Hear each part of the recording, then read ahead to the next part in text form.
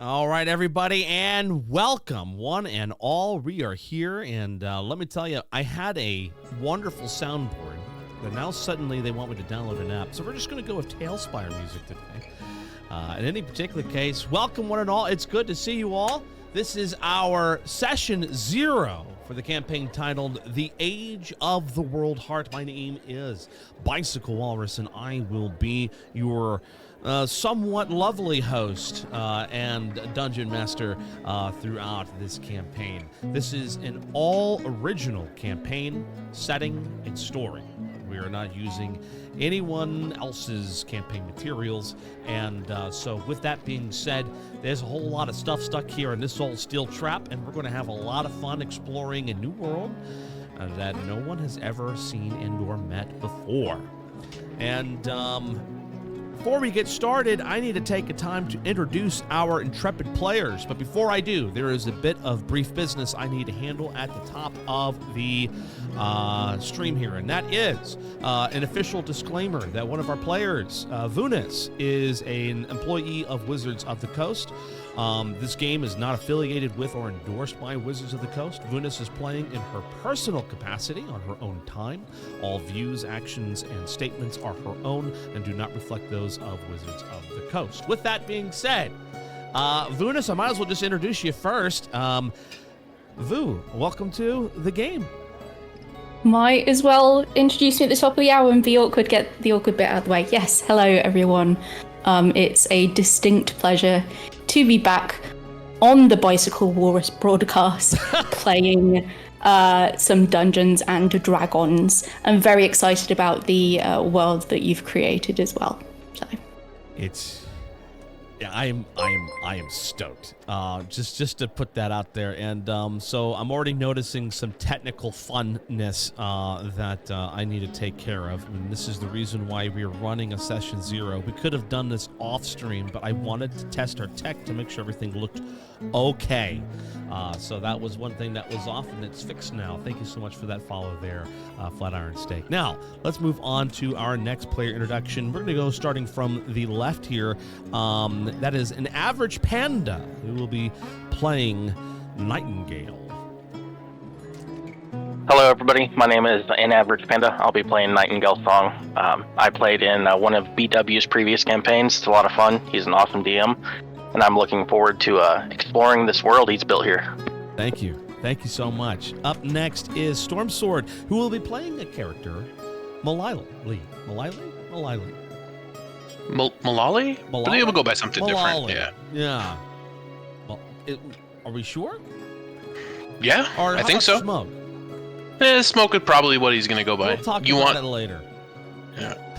But yeah, Stormsword 82, here kind of in the flesh, in the voice, whatever. I've been around a few times. Glad to be here. Once or twice. One of the original DM21 gaming crew from back in the day. Good to have you in the game. Up next is none other than the infamous Atomic Atrox, who will be playing her character, Umber, the furnace-blooded tiefling.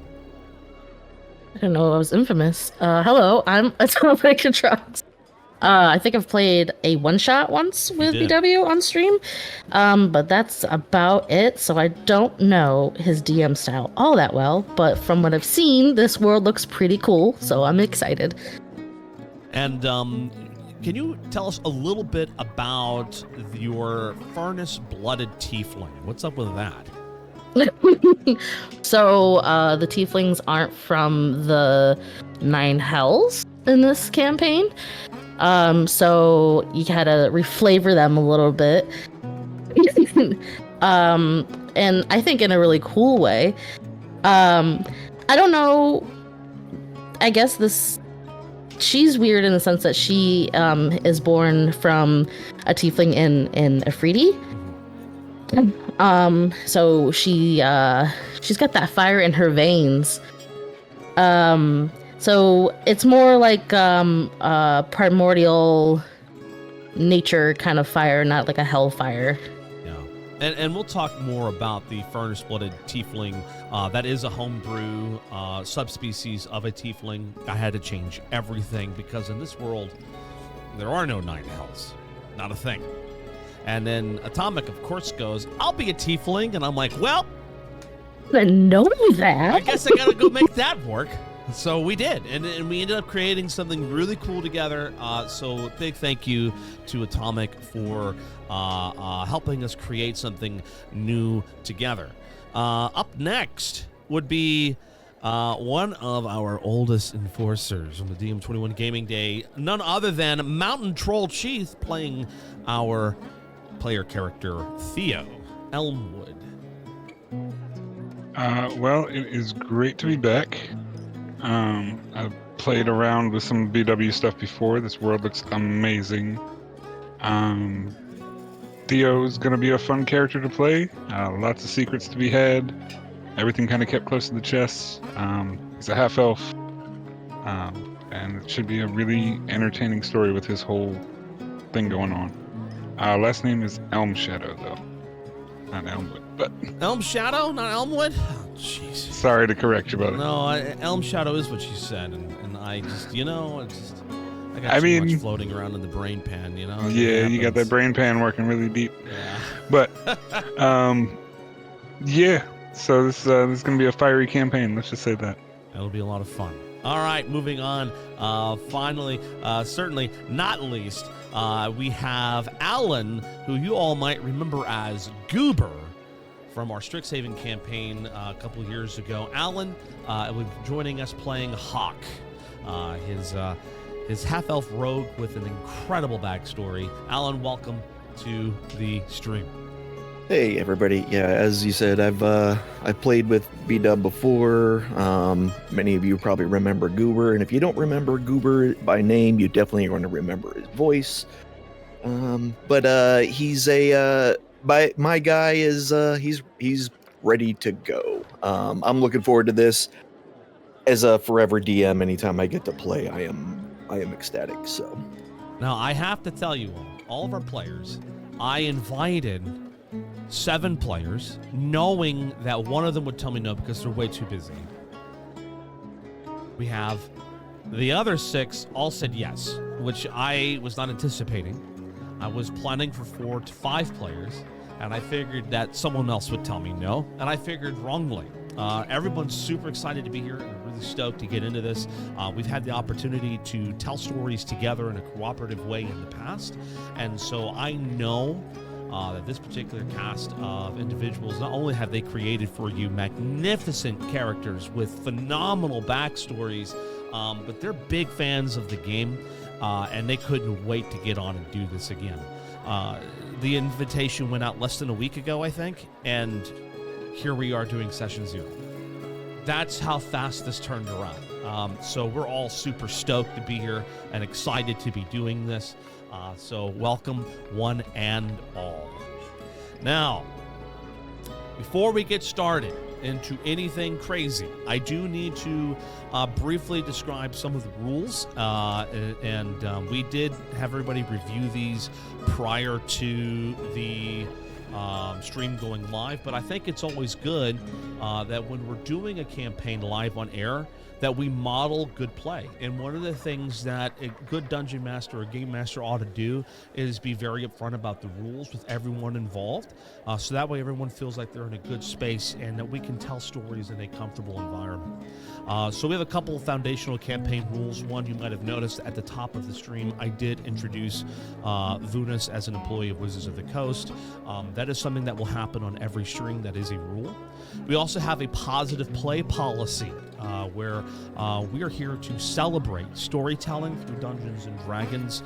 So while we acknowledge everyone has opinions and preferences regarding systems and editions, we will be sure not to discuss these things during the broadcast because, quite frankly, we love this game and we don't want to disparage it in any way. We respect the table, we respect the game, and we respect each other. Number 3, tone and boundaries. And one of the things that we talk about is that in D&D campaigns, it's very common to see narrative intimacy and meaningful character relationships and romance. However, during the stream, in order to make sure we can carry it to as many viewers as possible, it is important that no explicit material be spoken, described, or implied. So while romances may blossom, We definitely do not want to be explicit, and you as a viewer can rest assured that that will not happen here. Core conduct and play rules. Our players will not engage in PvP without consent.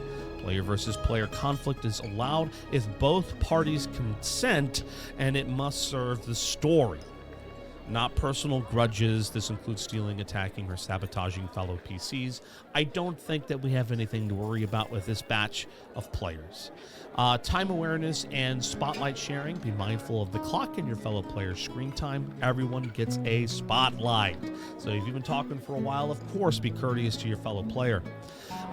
We have a cut and pause safety tool rule that at any point, if something is making you feel uncomfortable, we will respect you saying, hey, cut, and we'll do what we got to do in order to pivot or edit around whatever occurred. No questions will be asked. And we have a pause rule, cut and pause. Pause means, hey, hold on 1 second. Out of character, we need to pause real fast. What's going on? I need clarity. I want to make sure I understand what's being asked. So we have a cut and pause safety tools for our players. Those can be done verbally or in private chat. So if you hear me say, hey, pause everybody, and I need to respond to somebody, I will. So I am trying to make sure I keep my eyes everywhere. And players, I am going to tell you it is a challenge keeping my eyes everywhere. So if for some reason you need to ping me in a different way,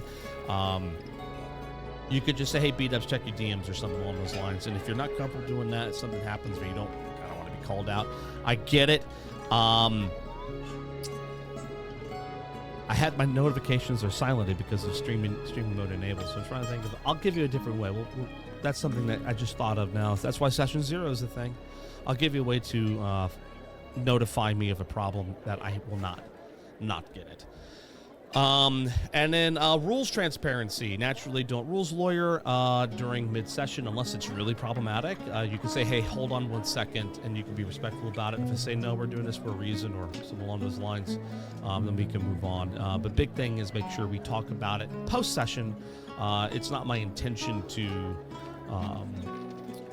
not go along with the rules or something like that, but we don't want the flow of the game to be interrupted by rules lawyering. This is about telling a story. We're not playing chess. Narrative and meta expectations. Respect the world and the war. This is a world with weight, so we're going to treat nations, cultures, and histories the same way you would in a serious fantasy drama. So if you think about Game of Thrones, right? Yeah, people don't like each other for reasons, and there are political lines that you will need to navigate and interweave through. Give weight to the social dramas that are unfolding in the world. Don't mock it from a meta perspective, but really allow your characters to challenge or even subvert these things. But those are done in character. Big thing there, because one thing you'll all find out real quick, all of our players are from the different kingdoms. We have a very diverse group of characters. I love it. Rule number 9, your character is not you. Roleplay means sometimes characters will lie, argue, or withhold. That's cool, but you should never take in-character conflict personally. If something hits too close, let the DM or group know so it can be handled with care. Keep secrets. Share screen time. It's okay to keep secrets from the other players, but don't hoard the narrative gravity. These tease the audience, drop hints, let your mystery feeds others' stories too. Interacting plot hooks is wonderful. We're going to do a little bit of that today. I'm really excited about that approach. And then finally, just a few things for stream etiquette, audio discipline, players. It's not just us, your fellow players, that you're chewing your snacks into the microphone to. We have 21 people watching and potentially more on the VODs and so on and so forth. So please be respectful of our ears. Please mute when sniking or typing. And if someone asks for silence in a key moment, honor that. Sometimes story requires a little bit of silence. So this helps with post-production and immersion. Character introductions. Our performances. We're going to do character introductions today. So everyone gets a few minutes in Session 0 to introduce their character in character, have a line, phrase, or story that tells us who they are. This is your cold open. We're doing that today. Backstory.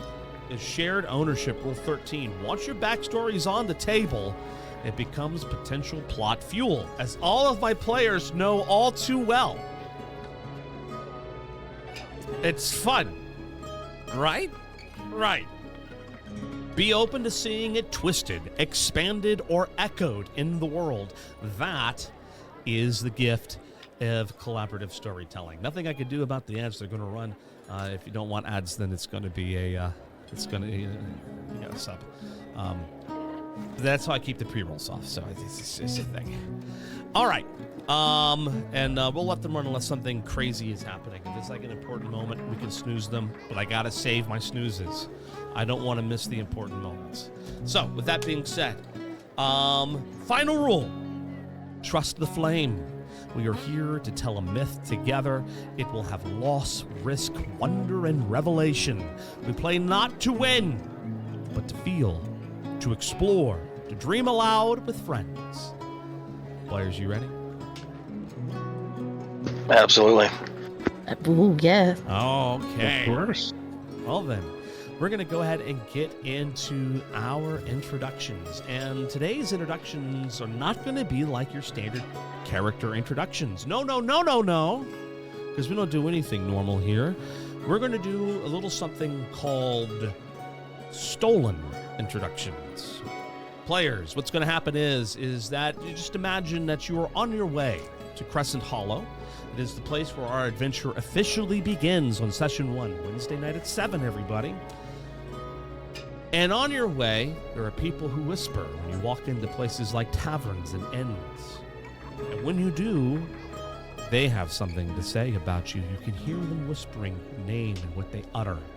And I'm going to give you an opportunity to hear what they say, and then you have the chance to say, well, that's what they say, but here's who I really am. Now, players, you do not have to tell the truth about who you are in your character introduction. Feel free to twist the truth as much as you like or as little. Be in character. How would your character respond to the moment? We're going to begin with Thalarian Theo Elmshadow. In your travels to Crescent Hollow, you enter a tavern, and it's whispered. They say they took his oath in silence, under stone, older than kings, that he carries a flame that doesn't shine, but burns all the same. No titles, no crest, just a journal no one else can read, and a gaze that sees lies like smoke in daylight. Some say he was never meant to be remembered. Others say that's exactly why he will be. Theo, who are you really? I must say that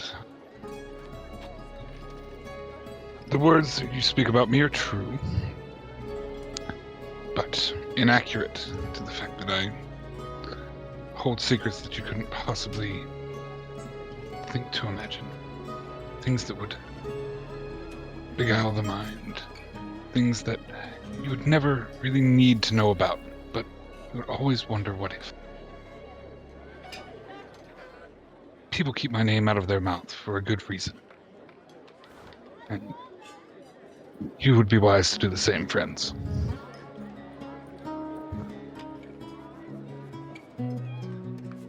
All right. Anything else you'd like to add for the audience or for anybody else to know about your character? Absolutely. In character, of course.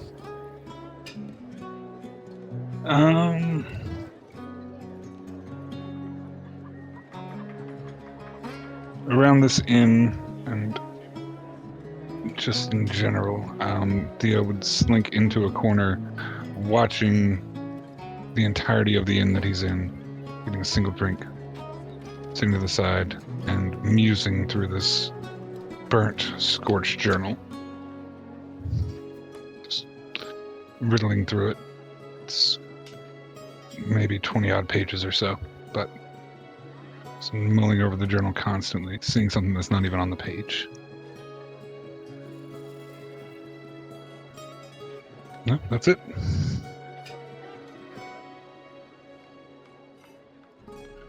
All right, just a reminder to everybody, yes, Session 0 is there for us to learn about any technical hiccups, such as volume. So I will say, when you're role-playing Mountain Troll Chief, you suddenly are much quieter than usual. I apologize. I can turned you speak up to it. straight up to 200%, and I had to adjust some volume there, but I think we're getting there. I will. And your levels I'll get are you better. straight. Yeah. No, perfect, man. Sorry about that. I sat back into it. I dropped the voice. No, it's good. It's good. All right, up next, we're going to introduce Malali Thalessier. You are probably on board a vessel at sea when you happen to overhear a few whispered voices in the mess decks. A gentleman says, a silver-tongued scion of House Thalessier, trained to flatter kings and sink rivals with a smile.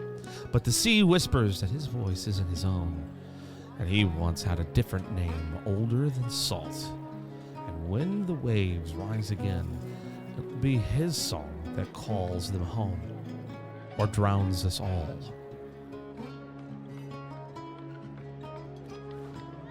So, first off, I go by Smoke. If you're looking for this Malali Thalessier person, that name's for court records and prophecy scrolls.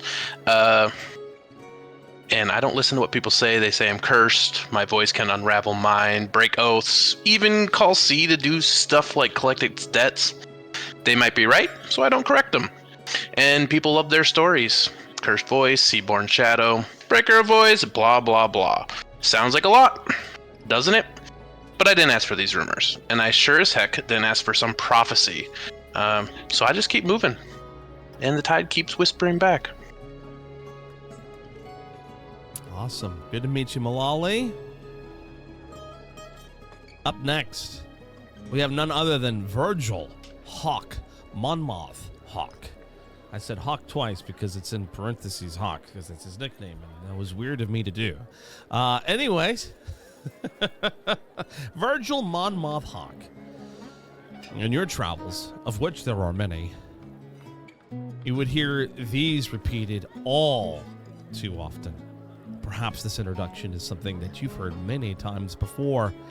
You hear whispers, a deserter, a disappointment, the last in a line of war heroes and the first to spit on their medals. They say his family legacy haunts him, barking orders in the dark. And when Hawk kills, the wind doesn't whistle. It whispers back. You know, the funny thing about whispers is that in the middle of the night, when all is still, those are the easiest to pick up. You don't know me. You don't know what I am. What you know is a lie told by history.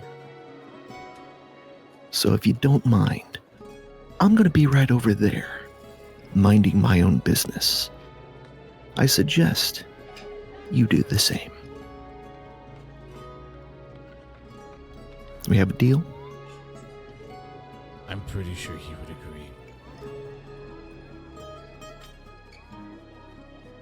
It makes me a little nervous myself. I'm just trying to let you know. Okay, let's move on. Let's get away from Hawk, man. Okay, very different from Goober. I like this. This is great. Moving on now to Nightingale Song. Nightingale, you haven't had any real people around, so we're going to pretend that this is probably happening after your arrival at Crescent Hollow in order for it to make cognitive sense. So here's what you're going to hear in the taverns in Crescent Hollow shortly after your arrival. The bird who sings in voices not his own. They say his village vanished in a storm of green fire, and he came out singing a song the Worldheart forgot. Some think he's cursed.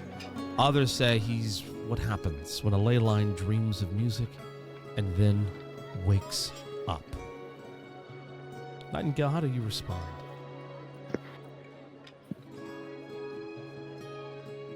Perceptions have a funny way of becoming one's own personal truth.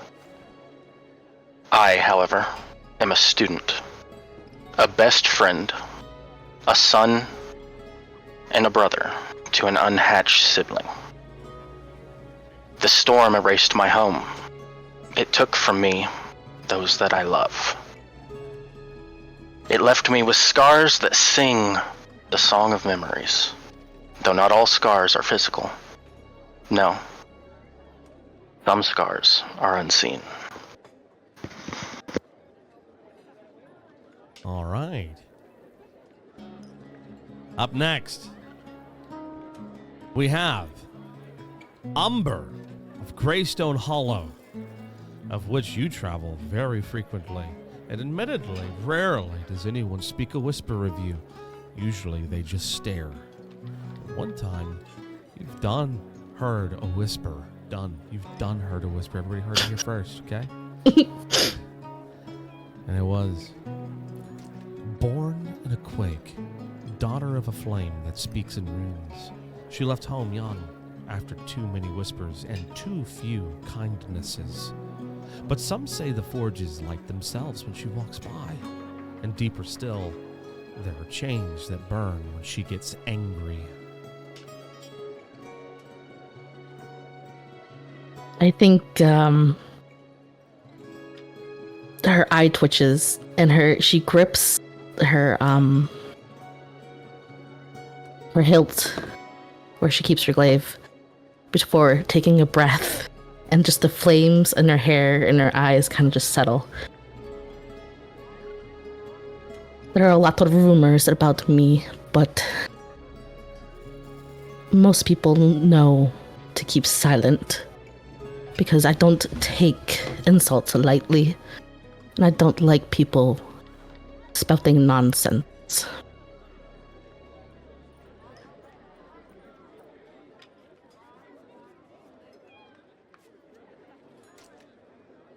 I like that accent. You do it well. You told me you didn't do it well. I don't do it well. That's like vaguely Eastern European. I don't know what it is. I would agree, but I mean, like, it's okay because we're in a fantasy world. It is Eastern, Durnholt's on the northeast side. Oh, there we go. Giving Baltic states. Yeah, I like that. That was a good vibe. All right. Next one. Let's get into Alcyona. Allie Moontide. Allie, also, strangely enough, on a boat. You might also overhear things being whispered of you in the mess decks of the boat. What you hear is, oh, Allie, she isn't a noble. She isn't a prophet either. But the sea still listens when she speaks in tinctures. They say her potions work too well. Now one of them stole a man's soul. Others say she talks to coral that remembers things, or that she once turned a plague into perfume. They call her the alchemist of tidal truth, or the Moontide mistake. Just depends on who's asking.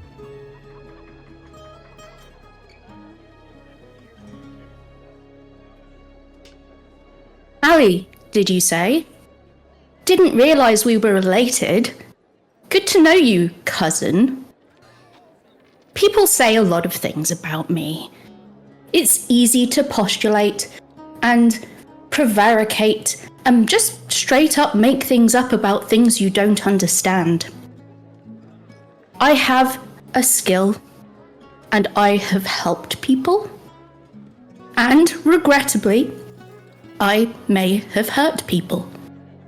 And that is my cross to bear, friend, cousin, newly found family are you. Mind your own business, and I'll mind mine. Prophecy and whispers and rumour mongering are for the weak and the bored. I have better things to do. All right, fantastic. And with our heroes introduced, allow me a moment to introduce to you and this is the first time I am going to call this world a name. Let me welcome you to the world of Selvara. In the beginning, there was silence. Not peace, not stillness, just silence. Kind that hangs between heartbeats, or just before a bell tolls. Now, that silence feels different, brittle, expectant. The kingdoms of Selvara stand, as they always have, crowned in stone, wreathed in sea foam, rooted in wild and fire. Banners still rise, markets still bustle, courts still whisper behind closed doors, and yet, something has changed. Some roads feel longer than they should. Old names don't echo the way they used to. Fires flicker strangely in the hearths, and the stars shift. You've felt it, haven't you? A wrongness you can't name, a memory that doesn't belong to you, a question whispered with no one to answer it.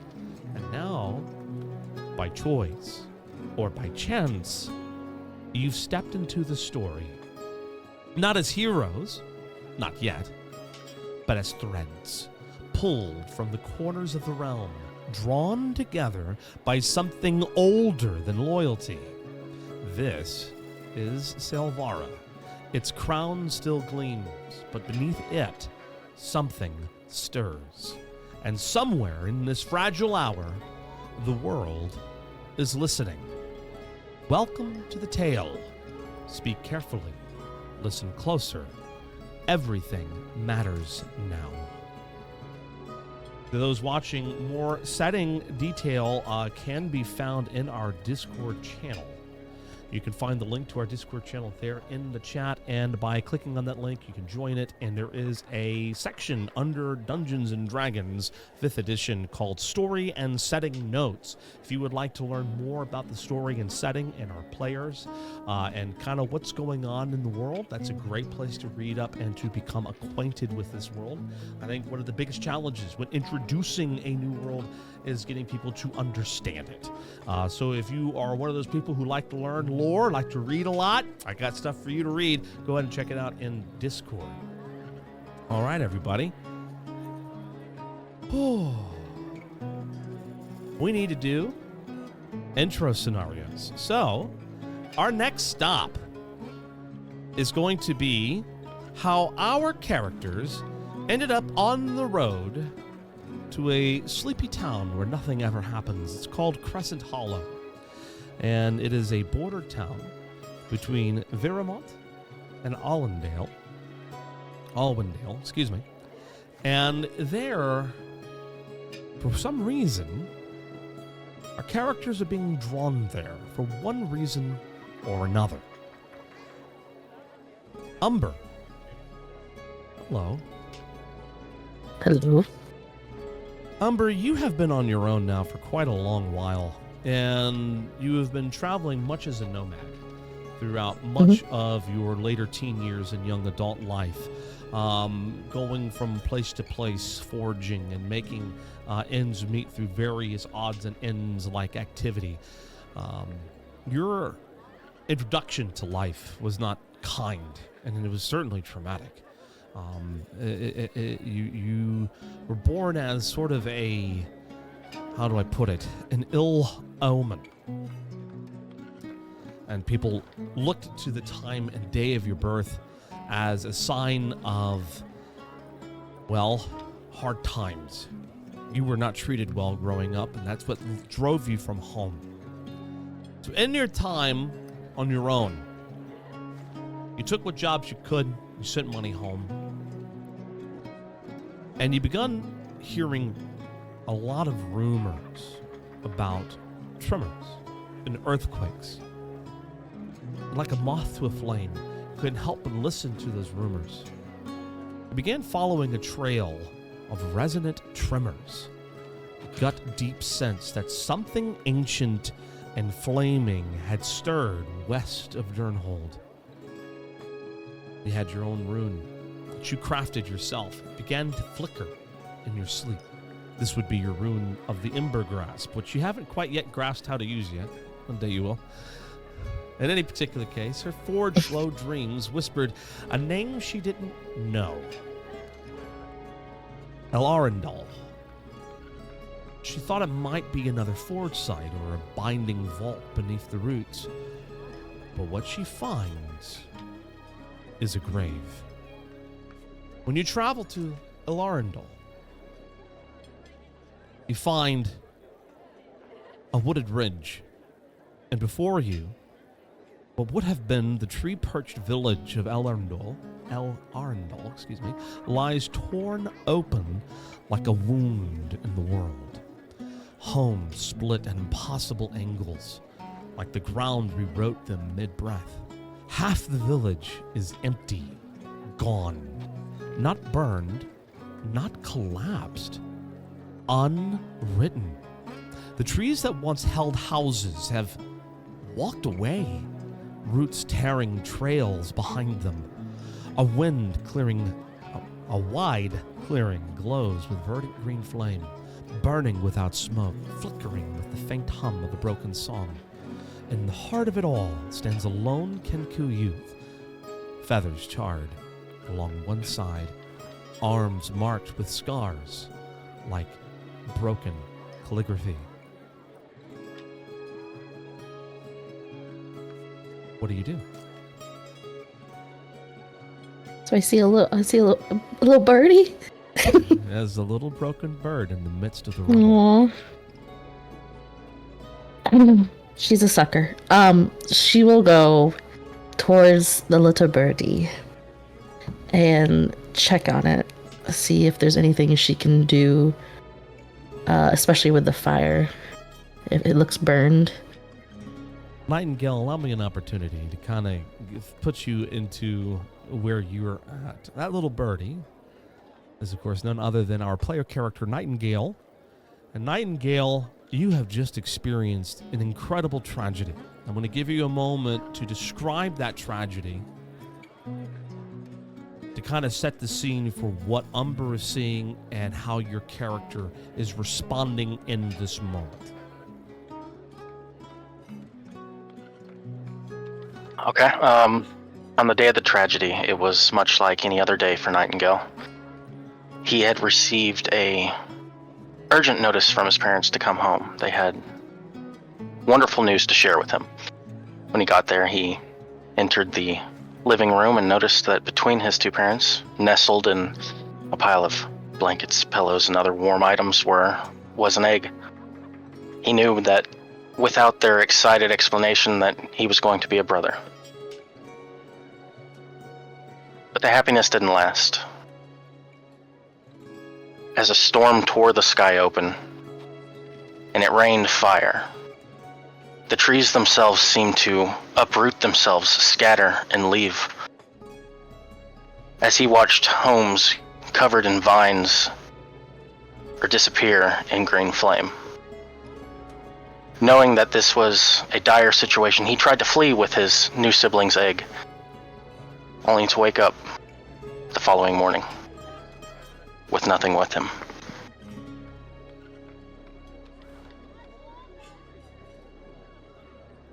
So you see, approaching you, Atomic, go ahead and describe your character.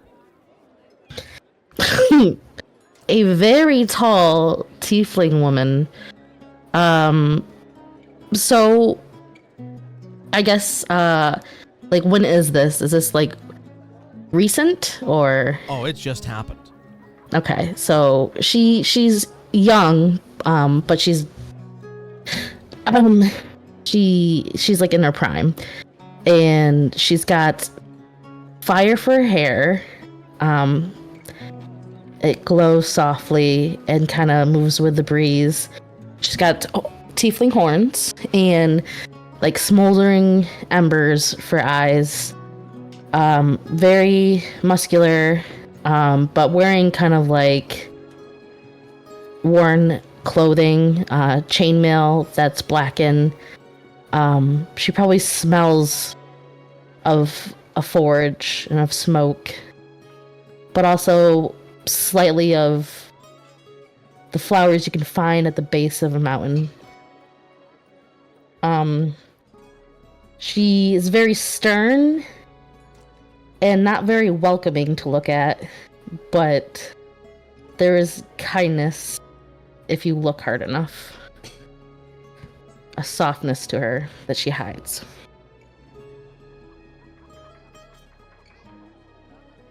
So you approach this bird. What do you do?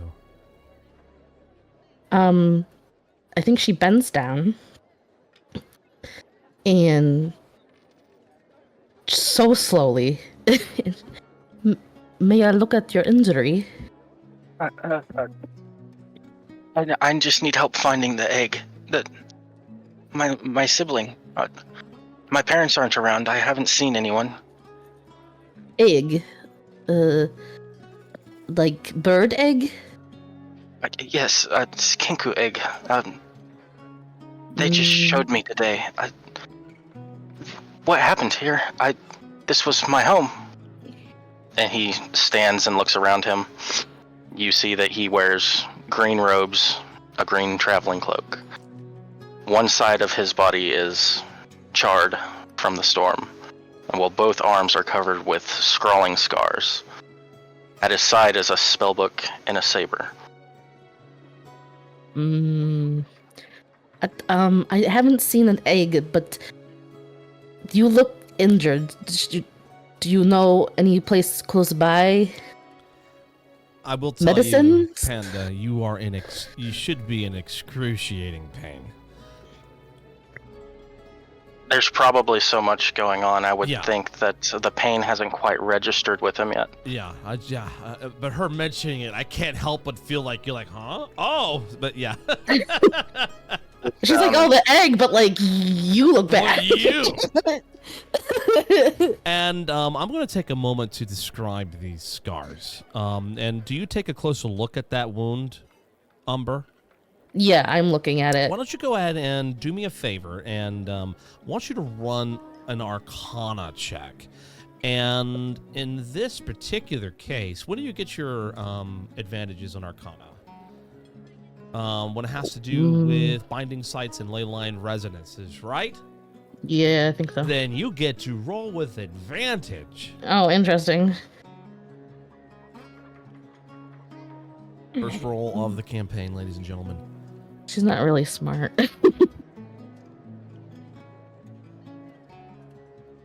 Oh, did it not go through? Oh, hold on. It was a 9. It was a 9. Hold on a second. There we go. That's what happened. So you end up getting a 9. Okay, perfect. I realized when you minimize it, it doesn't update the page. All right. With a 9, clearly there is a pattern to the markings, but they're just horrible to look at. And clearly this is just something that needs immediate treatment.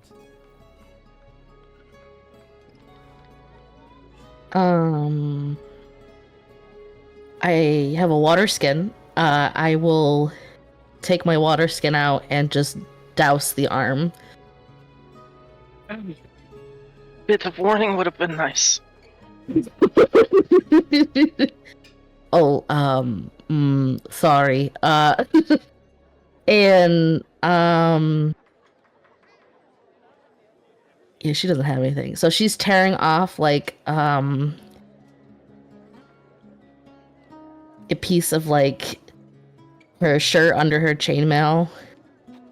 Which is not, she's not medicine smart, but she's like, these wounds are bad and we need to get you somewhere. So she's like trying to cover it, like probably if anything's like the worst spot, she wants to cover that up. And she's like, where's the closest town Before to here? you ask that question, let's go ahead and perform a medicine check.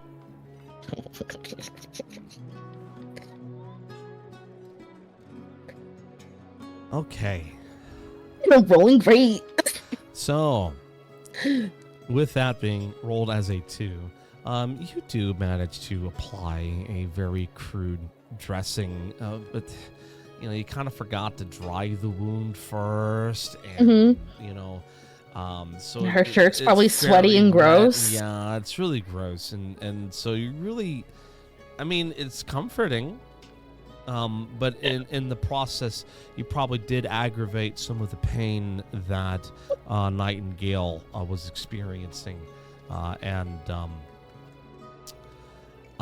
maybe you might think to maybe redirect the conversation to where's the egg? I don't know. Gosh. I'm sorry. The egg, what color is it? A run-of-the-mill white Just white. Okay. eggshell colored. How- It's about a foot tall. Oh, big egg. Okay.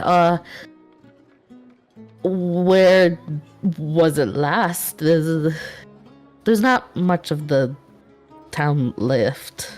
You see, with a lot of pain, he brings his arms up in like a hug. It was in my arms. I was carrying it. Oh.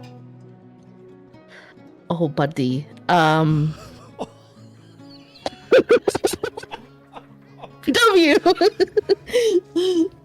Oh, this is awful. Now I'm stood up and I'm looking around, B-dubs. Do I see any reason for me to continue to stay here, to continue my search here? Why don't you make a perception check? Perception. Yeah, you see no reason to sit there. Everything that is in front of you is just but it's nothing like the Alarndal that you knew.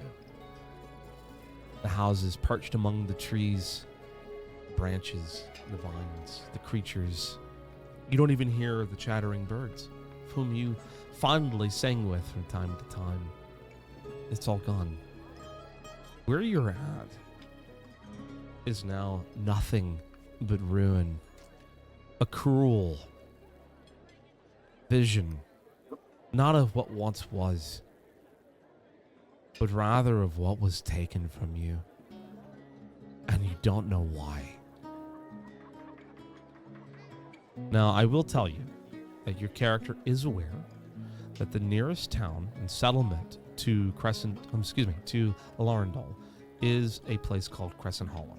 It is about 2.5, maybe 3 miles journey, but it's through thick wood, very thick wood.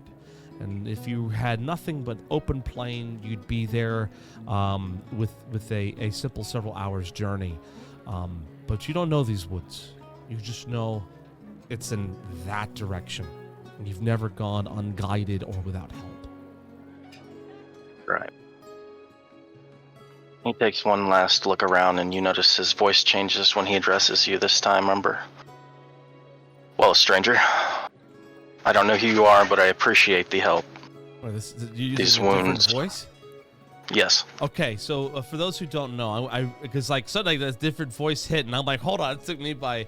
Kenku are bird-like humanoids, and when they speak, they use voices that are not their own.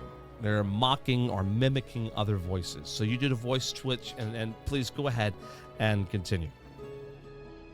I appreciate the help, stranger. Dressing these wounds on my own would have been troublesome, as he says, looking down at both arms. I do know of a small town outside the forest, though we will have to venture through it, of the name Crescent Hollow. Mayhaps I'll find some more information about this storm there. Which direction? He holds up an arm and points in a general direction. Through here, I can't say I've ever made the journey myself, but I do know it's there. You need me to carry you. I can walk. I do not need to be carried. Okay. She will take the lead though, so if there are like branches and stuff that she needs to hack away with like one of her hand axes so that he doesn't get scraped up, we'll do that.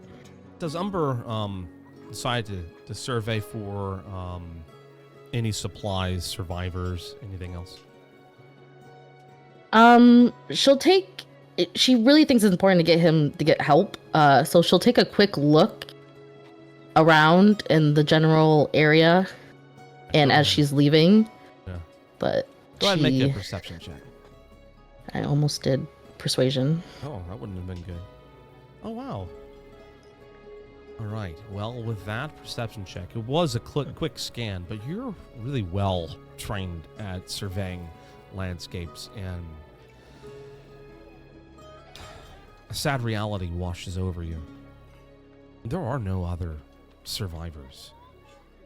There is nothing left for you to salvage. Much of the village was unwritten, gone. And nothing in these woods seemed like anything you can trust, much less use. Knowing now that Crescent Hollow is the nearest inhabited village, I think it's safe to assume that the two of you begin your journey to the northwest. Mhm. Okay. Yep. So you set off the wooded paths. Some might refer to this as the Wildwood Road, which is an old hunting path. But along the way, Kinku is not doing well, and his condition turns for the worse, and he's unable to travel much further.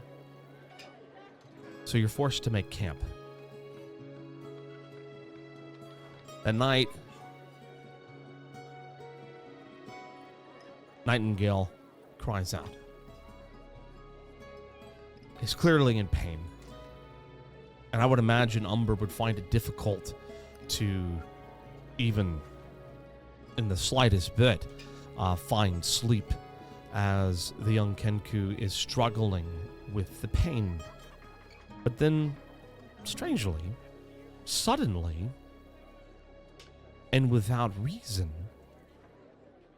to you, at least, Umber, he stops. The writhing stops. And the first thing that comes over your mind when this pain and the writhing and just the heat of the wounds, when they stop, you fear the worst. Yeah, he did. Do you go to investigate? Yeah. I'm like, oh, this poor sucker's dead. As you go to investigate, you hear Nightingale call out a name. But it's not in pain, but rather it's in mourning.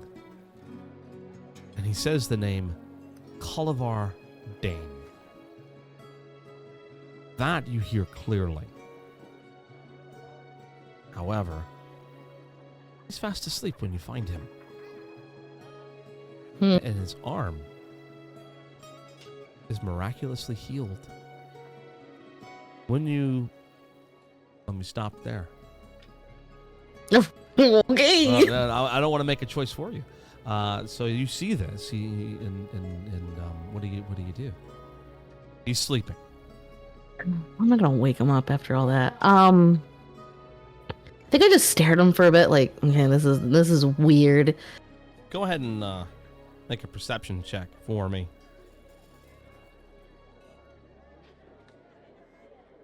There we go. Now we're getting your good rolls. So when you're kind of watching over him, you're looking, you notice something. The wounds are healed. But not only are they healed, now they glow. And you probably make a connection. Wait, he has scars. They glow. You have Oh, is this scars, familiar? Yeah. and They your glow. scars glow. Mm. Would you like to take another opportunity to examine the scars that are on his arm and chest? Yeah, I want to see if I can read them.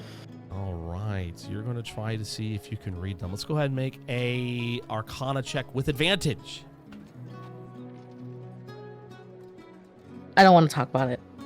Oh, well, at least we don't get the 0. But with that being said, we'll go ahead and take your It's 9. the same exact roll. A 9. You could tell that indeed these scars have meaning, but you're unable to decipher the meaning. They're certainly lay-natured, but you really can't discern what this is about. It's beyond your skill.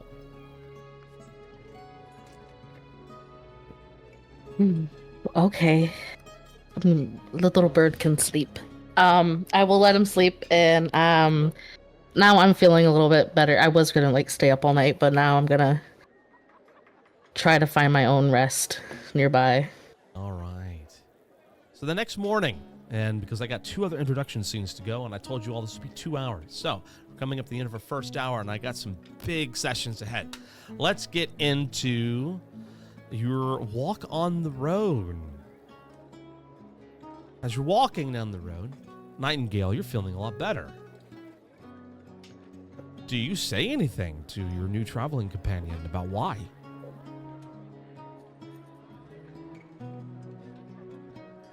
Seems I had a dream.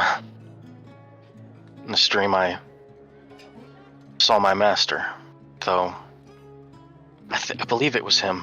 It's hard to tell.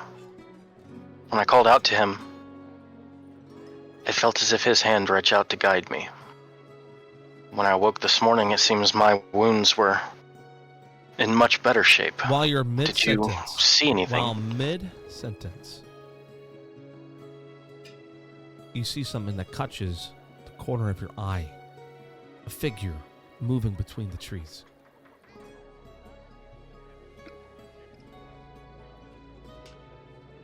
I look over immediately, trying to get a better view. Roll perception.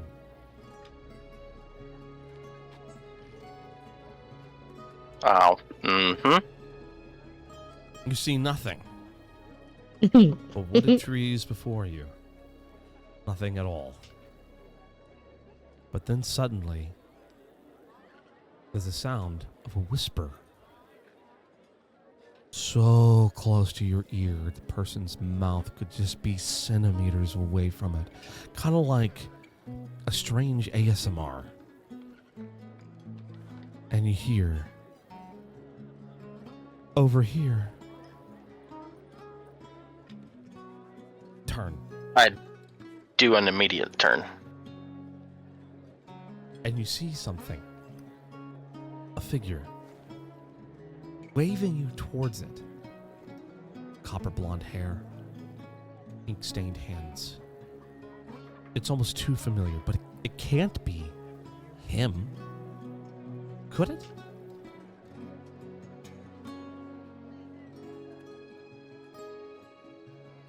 Everything he's been through and experienced, I think he just takes off toward it.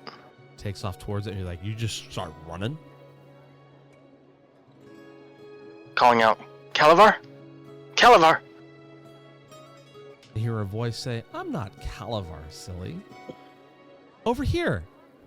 Don't stop now. Figure comes into view for a brief moment. And this figure's never quite solid. You never really get to see it in full light. But you can definitely tell from the voice. It's a voice you use. It's unmistakable. Belongs to your friend Lysander. As he beckons you towards him. Lysander, I haven't seen anyone since the storm. Kind of hear him. How'd you get here? As he runs away, saying, come here. Follow me. No, wait, as he continues to follow. Umber? Yeah, he's taken off, and I'm guessing I see and hear none of this. Oh, no, you can see him, and you can hear him. Oh, I can. Oh, the thing beckoning him, I can? Oh, yeah. Now, once he responded to it, yeah, for sure. Little bird, don't, the woods play tricks. No. I guess I'm chasing him down because I'm like, what am I going to do with this bird? What am I going to do with this bird? All right, so Umber is chasing after Nightingale, and Nightingale, you're chasing after Little Boy? Yes. All right. And he continues to beckon, and he continues to call. Go ahead and make an insight check, both of you.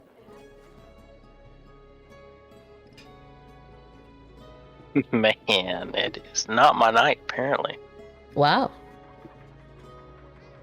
Nightingale, in your pursuit of your friend, a childlike wonder and hope has really just gripped you, and you feel that you must follow your friend, because your friend would never lead you wrong. Umber, what you get a sense of is that there is something horrible around you. Yeah. You can sense danger to your left and to your right, but not where Lysander is. The path is clear where Lysander is. You understand almost immediately. Lysander is guiding you through the woods, protecting you from something horrible, and that if you do not follow him, the forest will swallow you alive. Oh, okay. We following you, little boy. Come back here, little boy. All right. Well, because you rolled so well, you were much more guarded, and you began looking to the places you weren't running, and you see hints of shamble moving, husks of forest waiting to pounce. One of the things and images that you see looks to be like an elf turned to wood, moving, slithering, waiting. The trap was laid, but thanks to Lysander, you were guided through the woods without incident.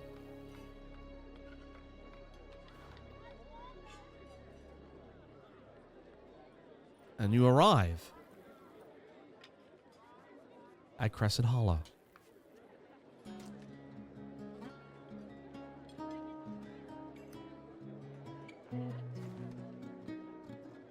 The mist is thinned slightly as Umber and Nightingale cross into Crescent Hollow proper. Lysander is nowhere to be found. Their boots crunch over moss-bitten gravel, the scent of loam and scorched wood heavy in the air. The square is half abandoned, structures intact but unlived in. A fountain gurgles faintly at the center, ringed with broken statuary and hanging glass chimes strung with rune thread. Standing at its edge is a young woman in layered robes of ochre and slate green, her fingers weaving slow, deliberate gestures in the air, tracing arcane patterns, but not casting. She doesn't turn as they approach. Short, white, blonde hair, actually red hair. Let me change that real fast in my big old notes.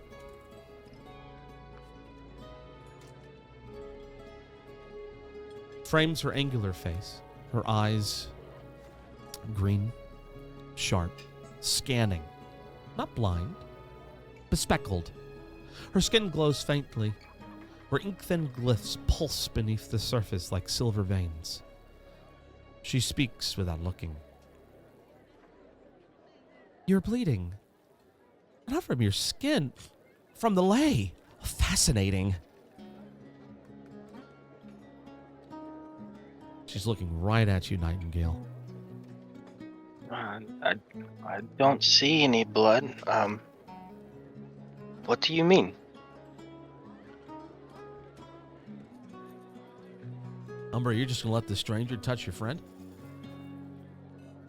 He's not really quite my friend yet. I don't even know his name. I don't think we actually introduced ourselves. Yeah, she's not touching me. I'm gonna see what happens. Well, they're sitting there, not moving. She's very curious. I said her name. I don't think she introduced herself, did I? No? Okay, cool. She's not moving. She's just kind of looking, and she holds one hand in the air, and a ring of pale light begins to dance around her fingers like a spiderweb refracting dawn. He's radiating destabilized flow. There's a harmonic fracture and his upper spine, and resonance echoes down both arms. Wow, fascinating. The left side stronger. Yeah, it's stronger. And she's just studying him like a specimen. I mean, like, it's getting uncomfortable. Yeah, Umber just like kind of wrinkles her nose and like in disgust watching her. But I mean, if he's allowing it, she's not gonna like overstep and be like, "Don't do that." If he's okay with it, so. I think Nightingale, for the first time, realizes he might feel a little self-conscious about the scars, and he's pulling his traveling robe over his arms. All right, so he is uncomfortable, Umber. You got a lot of fancy words. Why don't you back up? Oh, I didn't touch him. I listened. The world speaks louder through him than it does most. And then she turns and looks at you. And her eyes shift between the two of you. No, don't come closer. I don't like that look in your eyes. Oh, well. Nightingale kind of creeps back and hides behind Big Fire Lady. She goes, well, no one does. She's smiling, still very kind. And then she suddenly begins to realize why you're becoming cautious. And she says, look, if you're staying, you'll be watched. Not by me, by the ground, by the hollow. It knows you. But I'd like to observe, if you'll permit, maybe I can help you understand.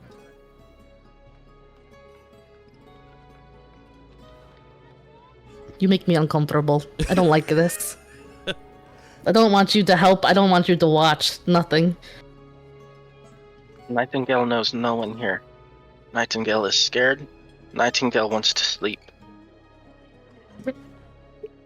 Lyra says, no, right, of course not. You're too unstable for that anyways, just for now. And she... Unstable? Is that an insult? Oh, no, oh, I didn't mean it like... Oh, jeez. And she's like very nervous, and she's like, look, and she points you towards the inn. It's the inn. And go there. I'm a little new here, too. We came...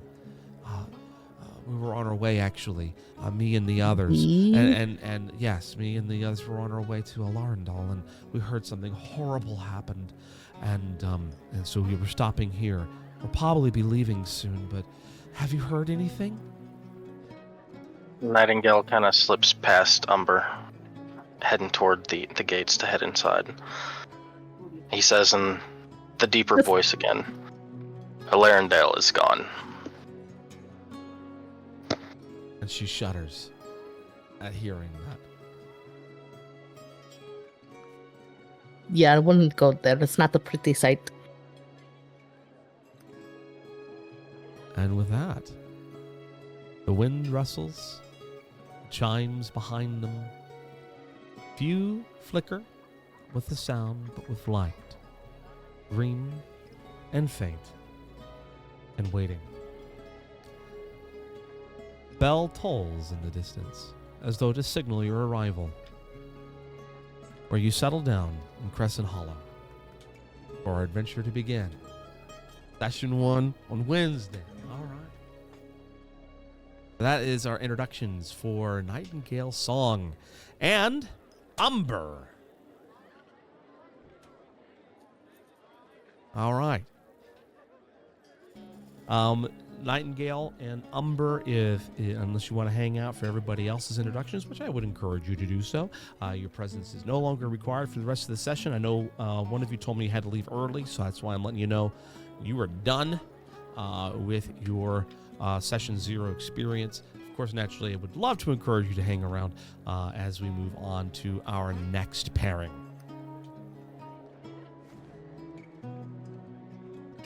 And our next pairing will be... Who do I want to do? Who am I picking on next? Yes! Valorian! Theo Elmshadow.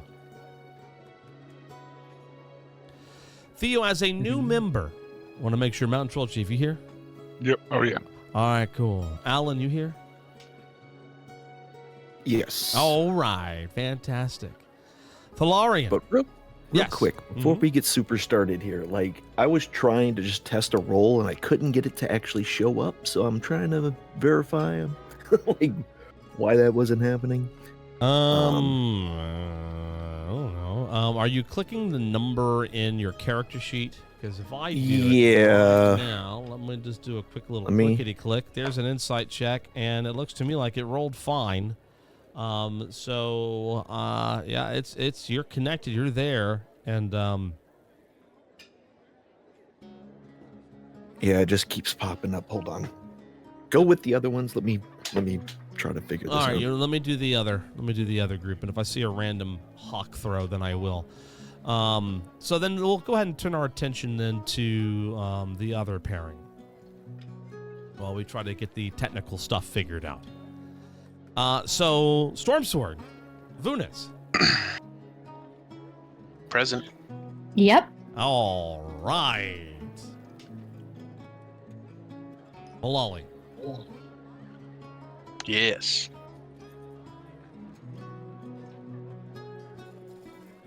You've been having a lot of dreams as of late. And that is not the correct one. Hold on. There we go. Yes, that's the right one. Sorry. I had changed my mind with you two right before we started. So let me make sure that I'm clearing out the part I don't want. Yes, I'm clearing out the part that I don't want in my notes. Isn't it fun when I change my mind about you two right before we get started? That's a good thing or a bad thing? It's one or the other. All right. Find out. Malali. You are being sent. Not formally, but politely into exile. Your father, Elandros Thalasir, believes Malali needs to gain perspective and stop fraternizing with minor houses, dock poets, and dangerously romantic ideas of legacy. Privately, Malali was tasked by a House Whisperkeeper to deliver a sealed letter to a retired tide caller, now living in seclusion near Crescent Hollow. The old tide caller once served with the Pearl-Eyed Prophet, and may know more about a forbidden name long buried in House Thalasir records, lost to time. Go inland. Speak little. Listen more. The sea does not forget, nor should we. The Whisper Keeper told you. And so, you sail from the southeastern coast of Saer Thalos, kingdom of oceans, whispers, and the sea. You sail on your way to Viramont, where you will travel by land to Crescent Hollow. Alciona, otherwise known as Allie. You received a rare Regents contract via an Arcanum broker. This is an alchemical anomaly. Has been reported near a sleepy village. No one's ever heard of this place. It's called Crescent Hollow. Salt-crusted reeds growing in freshwater marshes, which is very strange, and fish with glowing blood.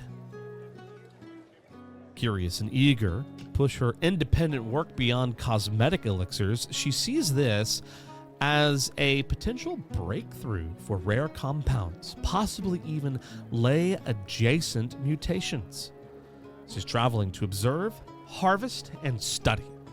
The payment is good, but more importantly, the mystery is better. So, Alciona and Malali sail on the same ship. Alciona, while you're on the ship, you set up a small distillation tray near the cargo hold. The smells of brine glass and ginger root waft over the lower deck. And then suddenly, you hear someone gasping for air as though they were drowning. But they're from the cabins, just outside the door.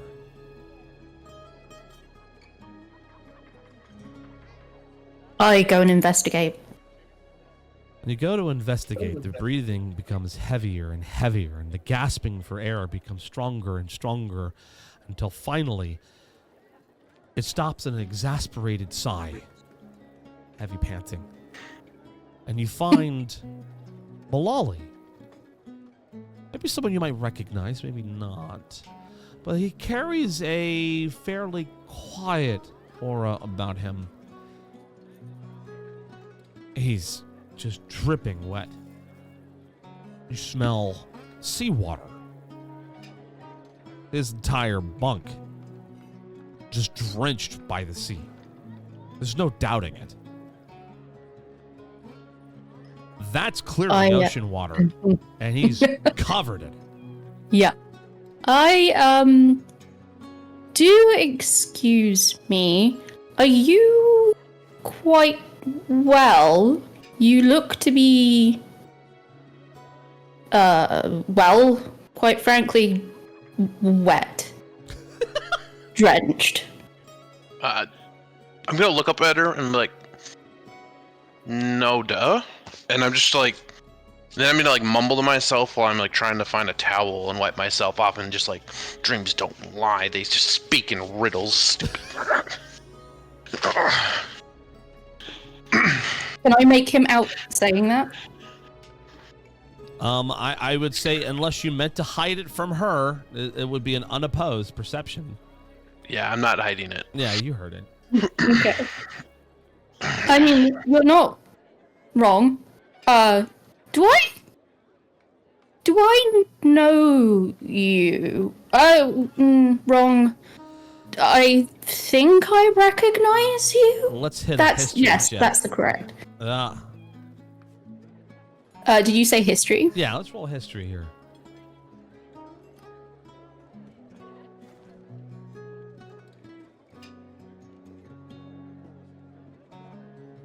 I was taking off for this dice to resolve. There we go. Yeah. Oh. I don't know why mine takes so long. No. Yeah. You're taking a total Look, I'll get miss it out on the way this now. one. Yeah, no, big swing and a miss. You know what? He kind of looks like a brother to, like, maybe an old flame, perhaps. Never mind. He's a fairly handsome fellow, if you want to take the time to describe your character for us, Malali.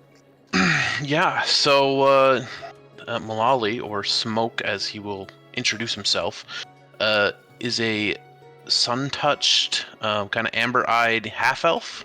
When he speaks, his voice sounds like silk, like rubbing over steel. And when he stands around, like, he's got like these silks on that are ocean blue, and he's got like this weathered coat on. Pretty much all I got for description. But he'd be like, you might have heard of me, but I go by Smoke. And that's what I'd like to keep it. I mean, fine by me. And she sort of like gives him a very appraising look up and down whilst frowning. Are you hurt or just damp? Damn. The dream tried to drown me today. Ugh, I'm gonna need some fresh air. Is that it? Is that a normal thing? Dreams trying to drown you? Give or take. Yeah, it happens quite often. Oh. Okay. I'm gonna take off to the upper deck and get out into some fresh air. Nice to meet you. She's sort of just very confused. As you head up towards the upper deck, and I take it you kind of stayed behind. I will be a little stunned by the exchange, and then out of sheer curiosity, I will follow a respectful distance behind. What you hear above you, as he's a respectful distance ahead, he's heading up topside, so you're still below deck. And then you hear what sounds like a body just full on collapsing onto the deck. I move more quickly. As you come up the stairs, you notice that Malali is still standing. He's perfectly fine, but there is someone else. A sailor who collapsed. Just fell down. And the two of you are confronted with an odd sight. The sailor, he's not sick. He's sleeping. But not quietly. He's singing. Malali, go ahead and roll a history check for me. Actually, you know what? Why don't we do something a little different? To recognize a song that you've heard before, I'll keep that in mind. You rolled a 15. That was a really good roll. To recognize a song that you might know, let's do a performance as well. Okay. Wonderful. You recognize I like this these song. dice. You recognize this song very well. Because after all, you just heard it in your dream. Except the song that you heard was fragmented.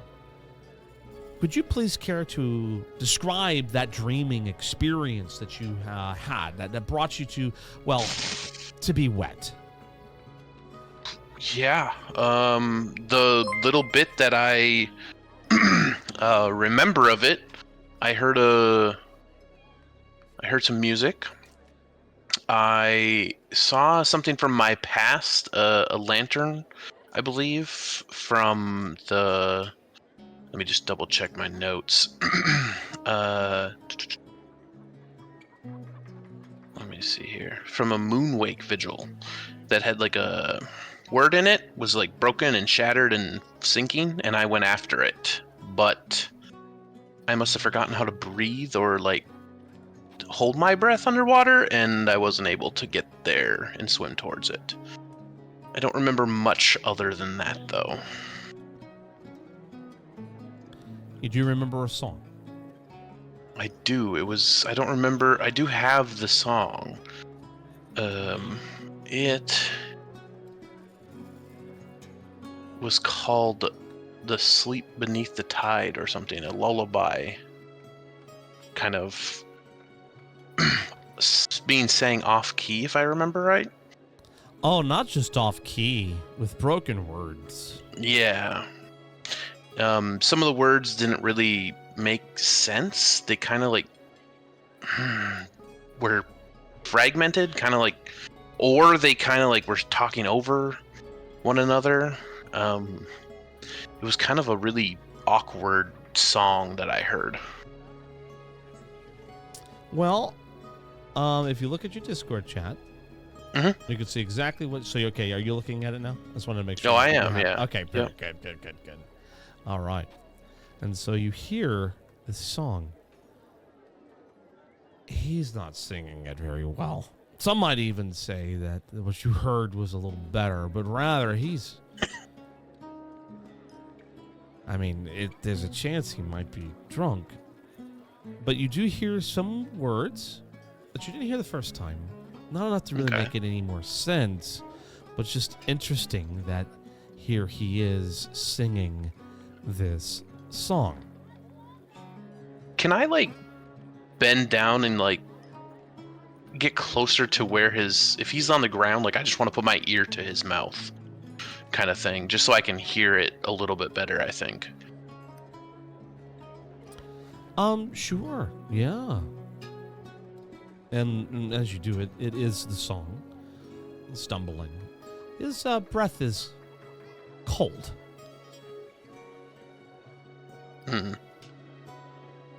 Interesting. Alciona, what are you up to? I go and check the man. Okay, let's do a medicine check. So you're going to look him over? Absolutely. Somebody just falling over asleep isn't normal.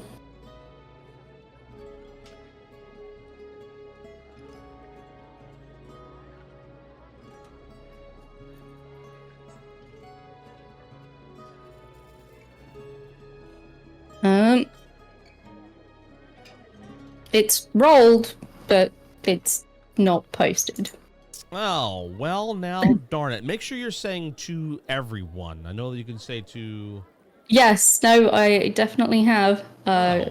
It's, I will take a screenshot of the roll so that nobody thinks I am Oh, I do. I see it in there, so we should doing be a good. mischief. All right, hold on. It might be my fault. It is my fault. I see it. Don't worry about it. I actually minimized it because I was being silly. Don't worry. That was a me thing, and I have to remember not to minimize that page. Gotcha. I have so much stuff rolling. I cannot minimize that. All right. A 22. With a 22, you begin to inspect the man, and one of the things that you would do is open his eyes. As if he's unconscious or something along those lines, he's not responsive, and he's not responsive. As you open his eyes, you find that his eyes are clouded over with tiny opalescent film, as if reflecting the sea in moonlight. And immediately, you recognize this. This is something that you remember seeing a long time ago, back when you were a mirror image of yourself, as you walked into a vault. And the mirror image looked past you, through you, as you tried to look at it. And the eyes of your mirror self reflected like the sea. You've seen this, but only in the deep below. That vault and nowhere else. I recoil. I visibly sort of like flinch backwards. I'm not trying to hide it. I am surprised to see this here. Is this something I noticed being down there while she's doing this? You're watching, and when she opens the eyes, you could tell that's what made her recoil. I would say roll. You're not medically trained. It's No, something I'm you not. See, I feel like you'd have to be doing an examination to really Okay, nah, I'm not worried get about it what then. she saw. Yeah. And then, am I able to fill in any words? Is he still singing? Oh yeah, no, you're not able to fill in. It's just as kind of garbled as what. You're not gonna like pull any new lyrics, but he's definitely singing that song. Interesting. And do I recognize him in any way, shape, or form? Nah, he's just a sailor on the boat. Just a random sailor? Never seen this guy before you got on the boat. I'm gonna pop up and be like, well, that's weird. I'm gonna go off to the edge of the side of the ship or whatever and just kind of look out there and catch my breath and ignore what just happened. You're not gonna check. I Allie. see him pay attention and then walk away and just like, excuse me, do you? Me? What is? Yes, you. What's up? Can I help you? You clearly recognize something about this man. What do you recognize? Tell me immediately. You hear what he's singing? Yes, very clearly hear that he's singing something. You seemed to recognize it. Yeah, that was in my dream as well. So he's either just gonna wake up in a little bit and be fine. Are you telling me that your dreams are bleeding into other people? I don't know if it's that way or maybe it's the other way around. I don't know what's going on. It's not in my understanding. What is it? It's just a song, as far as I know. You need to tell me, and I point at the gentleman's eyes. You need to tell me now. Yeah, I don't know what that is about. Can't tell you. I just kind of like look in at it real close, like I don't know. I'm not asking you to tell me what that is, pointing at the guy's eyes. I'm asking you to tell me what that is, pointing at the man's mouth. The mouth? What's in the mouth? Just a song? Are you all there? Are you listening to the words I am saying? What is the song? Why do you know it? I said I heard it in my dream. I don't understand why I have dreams. They have music in them sometimes they don't. Sometimes I just echo these songs and play them later. So You play songs in dreams that try to kill you later. All right, I'm not getting into this right now. And I try and think of anything that I am equipped with to try and bring this man out of whatever this trance. Well, when you turn back to the gentleman after that discussion, whatever that was, you find the man standing, awake, staring at Malali. see, he's fine. Eyes with recognition. Now his own eyes. And he goes, looking at the two of you, and he kind of stops and says, "Well, what? Something funny?" Nope. This lady here was worried about you. You fell on the ground. Oh, I did? You okay, bud? Oh, I'm fine, Rimpira, thank you. Maybe I need to go down below deck. I'm my character just like double takes at him, like shakes his head like, what? And he heads down below without another word. I try and flag somebody else down. Is there a ship's doctor? I'm concerned. Other than a few people on watch who don't seem at all bothered by what just transpired. Okay. All right. He's drunk, maybe some people are just coming to the conclusion that it's after hours. He just got off shift. The sea is what it is. No one seems too terribly bothered. But I would imagine that upon hearing the name Rimpira,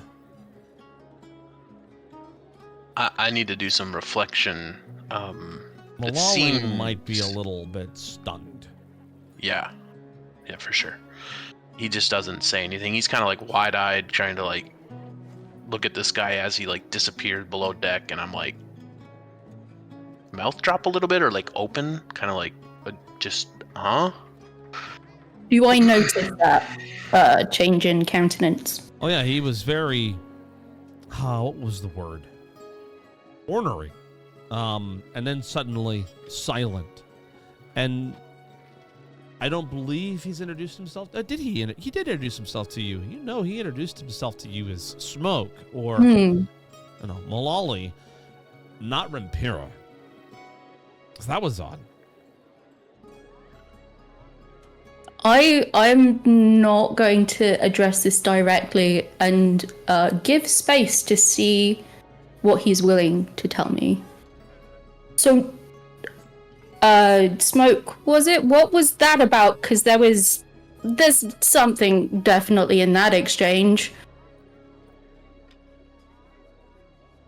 He just kind of looks at you, like, just dead-eyed, and he's just like, that's something that needs to be thought about before I can answer. How wonderfully obtuse of you. Yes, and then I'm gonna kind of like shake myself back into my normal, just normal, and I'm gonna turn. I'm like, are you all good? Do you need? Oh, I'm fine. I'm baffled by, your initial disregard for this man, and now you need to go meditate or cogitate on the situation. Absolutely fascinating, 180 there. I'm Alcyona, by the way, and she puts out her hand. See, Alcyona. Oh, nice to meet you. I'm Smoke. I'll shake your hand. Other people like to call me by my given name. It's Malali Thal Asir. Something I don't know. I don't care for it. So Well, I which just one go do you by want? Smoke. I go by Smoke. Then Smoke it is. Yeah. And he's gonna kind of like this one. He's gonna kind of like mumble to himself, and he's gonna like walk over to the edge of the ship again. Like he's just gonna go. Fate knows my name, and I just don't want to answer right now. And I'm just gonna like look out at the sea and kind of reflect on what just happened.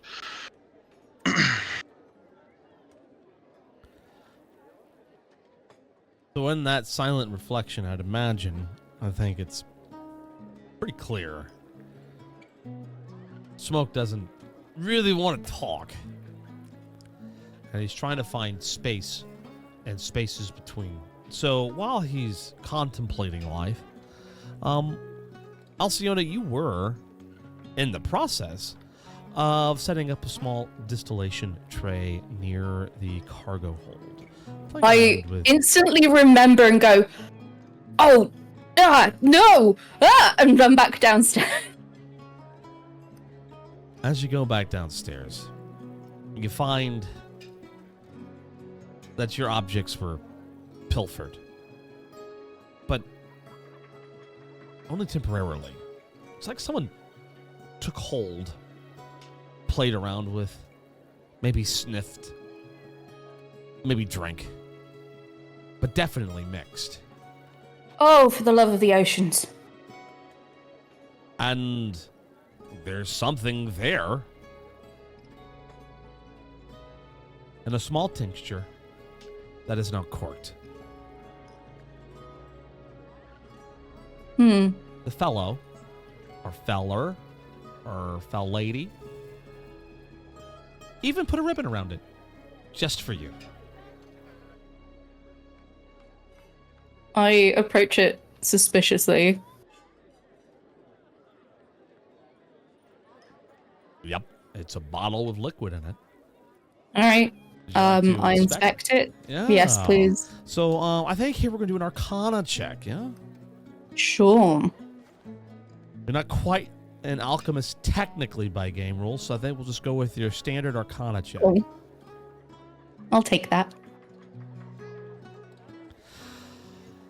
Well, that's awesome. So, with that roll, here is what you have determined. You are certainly not an alchemist by game rules yet, but according to this world, you know a strange tincture when you see one, and this one is strange. By all appearances, this is a simple health potion. But something sinister lies deep within it. The liquid itself moves. And as you try to look through it, you could see the potion swirl. As though from deep within, even at a molecular level, if you can even comprehend such a concept in fantasy speak, it moves, it writhes, it breathes. Magically, it is a health potion. Or is it something pretending to be a health potion? Whatever it is, you think it's best the cork stays on.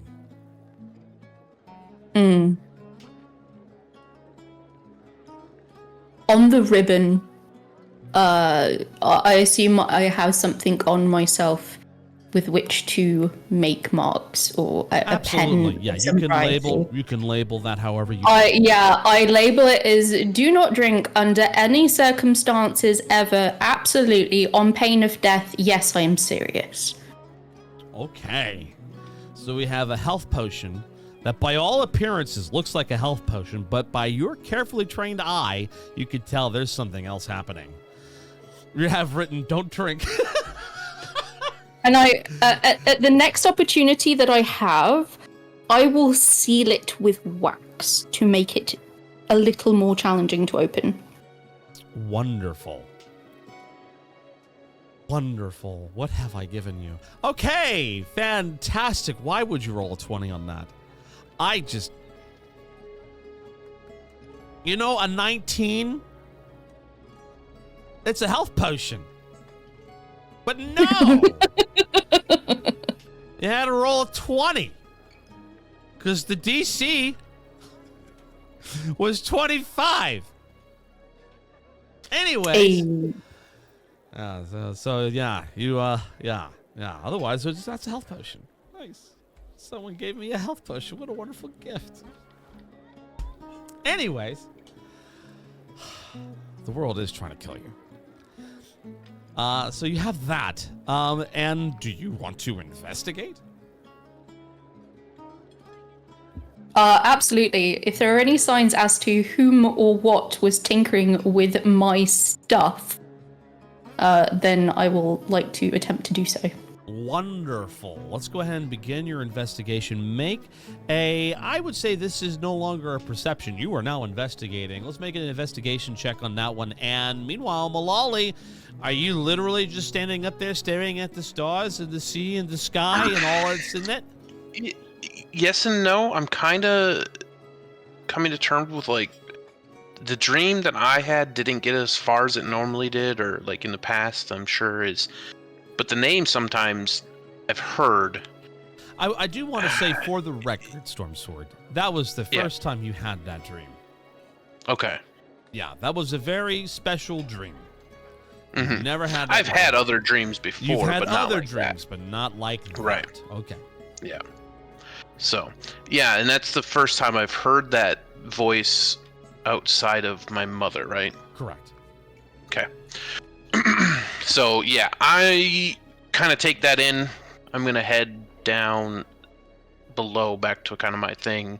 I assume I see Alciona over here. Yeah, on your way doing back things. down to the cabin, it leads from the hallway by the storerooms. You would definitely see Alciona conducting what you might describe as I don't want to say panicked, but I'm sure she has a different air about her, because she's now had 3 strange occurrences in the span of a few moments.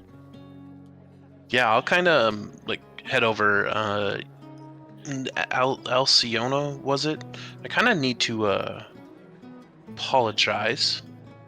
That dream, that name, kind of threw me for a loop. I haven't heard that in a long time, and it relates to a lot of things.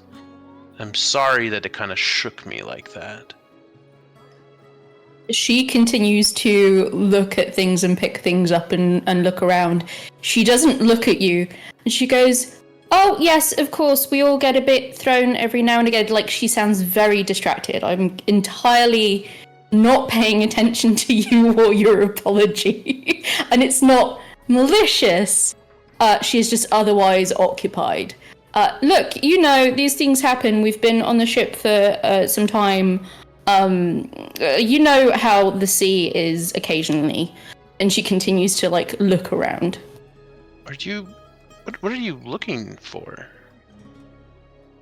Well, someone or something touched my equipment and left something, and I don't like that. Thank you for asking. With your She continues to 12 on the investigation check, you can tell that this happened almost immediately after you went up topside. The reagents that were spilled on the ground had aged not very long. You can estimate that during that really interesting exchange that occurred topside, that's when this happened. And the person who had mixed this had done so very crudely. The person who did this to you was not the alchemist that created whatever that health potion substance is, but rather someone else, someone sent. for whatever purpose or reason.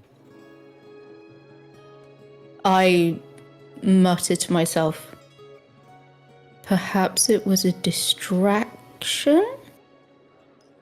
Surely not. Other than that, you're unable to discern where the assailant went. With a roll of 12, I would say you would know at the very least the person who did the switcheroo was not a trained alchemist. Makes sense. Do you need some help or assistance? No, unless you're particularly good at. It doesn't matter.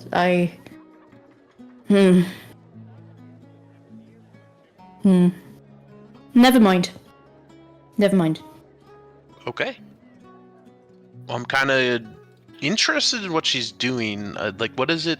What did she pull out? What does she have there? Like an alchemist set or something? Yeah, various tinctures. They're on the ground now, and some of it's been spilt, and it smells like salt, sea, and rust. Interesting. Well, if you don't need any help, I think I'm gonna go try sleep again. Is it nighttime still? Oh yeah. Or is it? Yeah, Well, I think I need to. a period of maybe a half hour past. Yeah, I think I need to go back to sleep. Oh, of course. One moment, and she rummages in a pouch, and she throws you a small bag, like a small cloth, cotton bag. Okay. Catch it out of there. And what's this? Lavender. Sleep well. Thank you.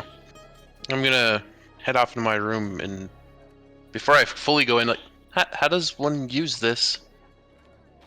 Oh, under your pillow, next to your pillow, the scent is calming. You're welcome. And then she goes back to cleaning up. Cool. I sniff it, kind of just walk in. I kind of shove it probably on my pillow, I guess, next to it. I'll just try and sleep again. I don't think I can really do anything other than that because I'm still kind of confused on how that name was out here in the middle of nowhere, basically, or on the ship. All right, so you go back to bed. I'm gonna attempt to, yes. Alcyona? I tidy everything up as best I can, given my resources, and I pull out a small notebook out of one of my many pouches. And I write down the 3 names I heard him accept. Malali, Smoke, and Rimpira. And I put the notebook away. Okay. So, time passes. I'm sure you've run into each other over the next few nights and days that you're on the ship. Maybe you've had time to connect, talk a little bit, get to know one another. And it does come up, I would imagine, from one person or the other, that you're headed to Crescent Hollow.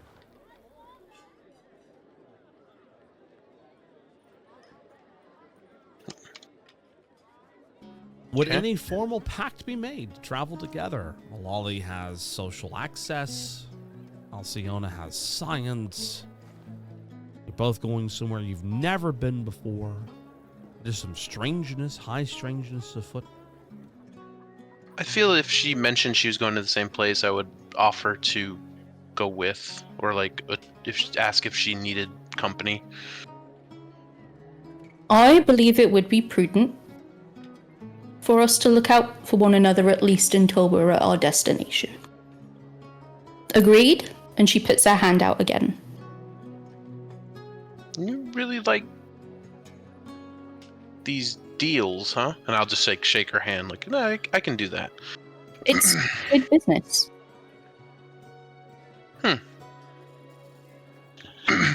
So yeah, shake your hand. I'll keep a lookout on for her and around the ship and stuff until then too. Wonderful. See if I can see if someone is watching her or us, to see like if someone did mess with her things, like she said that they did. So you're definitely more guarded.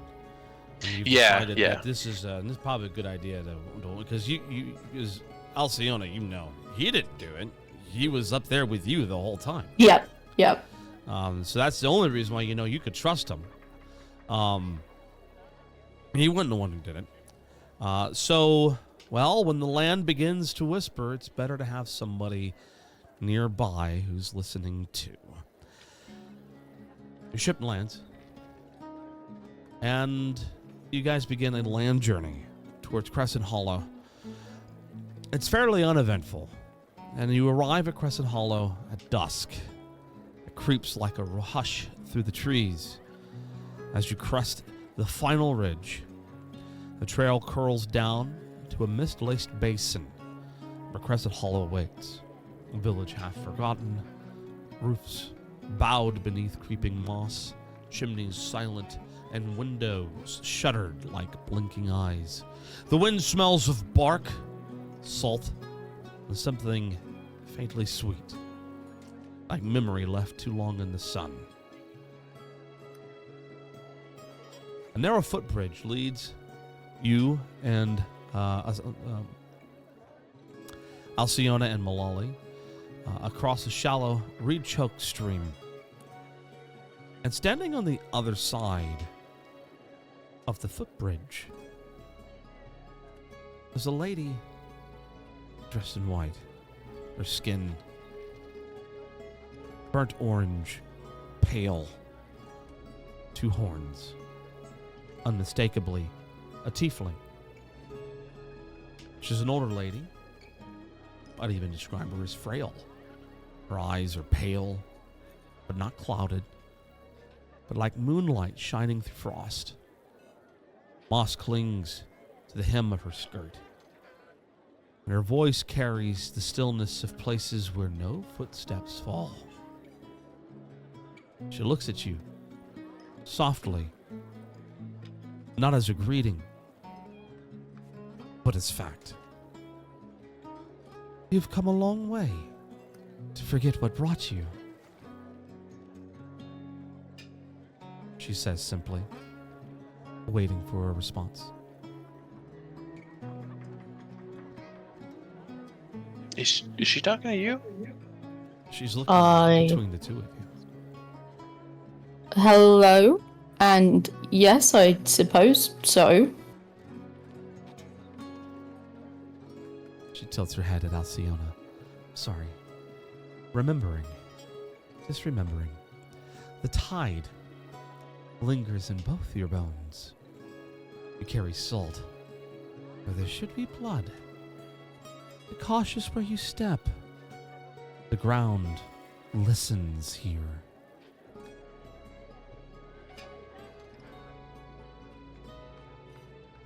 Alcyona blinks slightly. The ground listens everywhere. Oh, I like this one. No. She looks very concerned. These lands. Bewitched? Maybe? Some say the High Throne owns all the lands. And here we at the borders of Viramont and Alwindale. But this land belongs to neither. It belongs to her.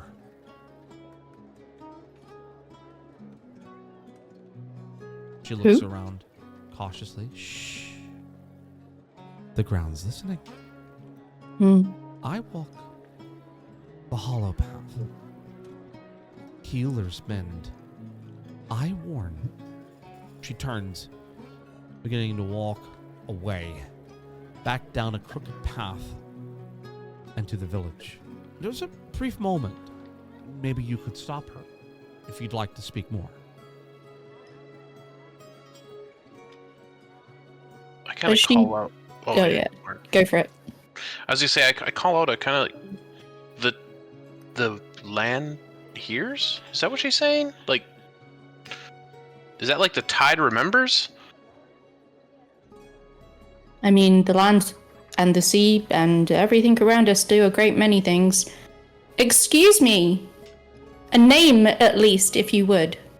She turns and she says, very simply, as she's walking backwards, suddenly a bit dexterous in her step for a lady of her age, and she says, Celine, of the Hollow Path. She turns around, walking down towards the town, and she calls back, if you're here to stay, you'll want the bell tower marked on your map. But don't touch the altar, and don't listen to anyone who mentions birds. Especially if they're not speaking to you.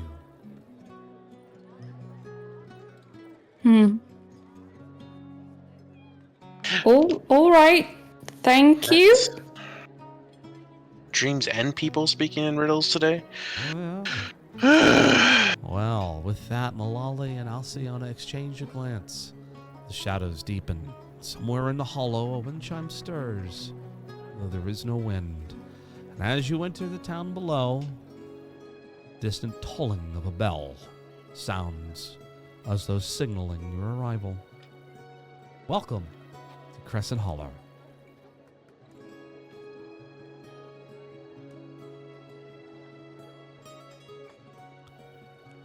Yay! Fabulous. Fabulous. Interesting. All right. here. Almost. MTC. Alan. Yes. All right, Alan. Did you get? I think you got your dice thing figured out. Yeah. Fantastic. And Will not explain why. Oh. Well, I'm glad it works. And with that being said, naturally, that is all that I need for the two of you for this session 0. And we are going to be moving on now to 2 more players. I said 2 hours. We're clearly having fun. So we're going over a little bit. So MTC and Alan, are you okay with that? I'm still here, aren't I? I'm still here. All right, let's get right on into your scenarios. Theo, or Yes, sir. Valerian Elmshadow, you have been dispatched from a quiet station near Orion Keep to investigate what you have been told is, quote, unusual glyph activity near Crescent Hollow. Rumors of ruined shrines and signs that something binding once burned there and didn't take. Problem. It's not a formal assignment. It's a whispered summons from a silent flame contact. Ashes don't always stay buried, says the missive. If there's truth beneath that town, you will feel it first. The note seems personal. Like it knows too much. And you can't help but feel a pull, a tug. So you go. And you travel alone. By duty and by design. Avoiding fanfare. Keeping your sigils hidden beneath the cloak. You are but shadow. Moving toward Crescent Hollow. Meanwhile, Virgil, Monmouth Hawk, nicknamed Hawk, is following a trail of historical anomalies, old field reports, lost war medals, and scout maps never archived officially. One such record, left unsigned, ends with a note. Line broken at Crescent Hollow. Chain compromised. Silent mark detected. Something strange. This is an old note. This is a very old record. But there's no mistaking it. That line was written by your grandfather. The handwriting matches it perfectly. There's no denying it. Your grandfather wrote this line. And you recognize some of the meanings. Line broken at Crescent Hollow. Chain compromised. Silent mark detected. And then it hits you. A long time ago, you've heard this. Mention of this town. Something significant, something important happened there, but it just doesn't hit the mind. Exactly what? Oh, Hawk.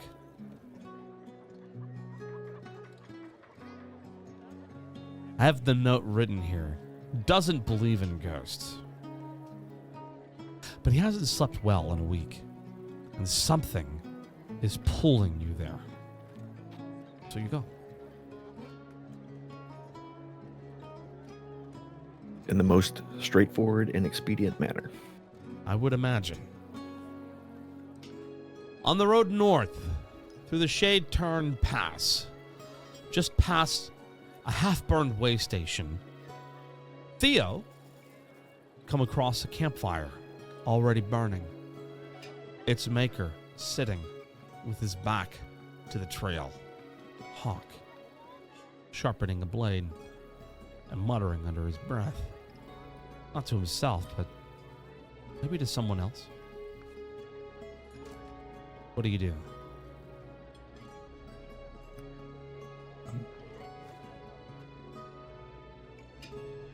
I like the perception. I'd cautiously.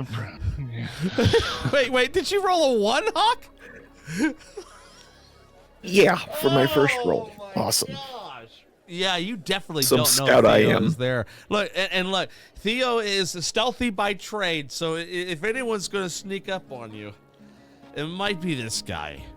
And I think he's getting away with it. You're deep in thought, Hawk. I mean, you are checked out. It's like you're having a full-on argument with yourself. That's how distracted you are. And Theo, you could clumsily walk up behind him. He is not noticing you. I'll get a little close. Little setback that they haven't noticed me because I do clink a little bit when I walk, even though I try not to. You're well trained in subverting. Oh, of your course. shield. Of course. Like everything's got wool over it, so it makes less noise.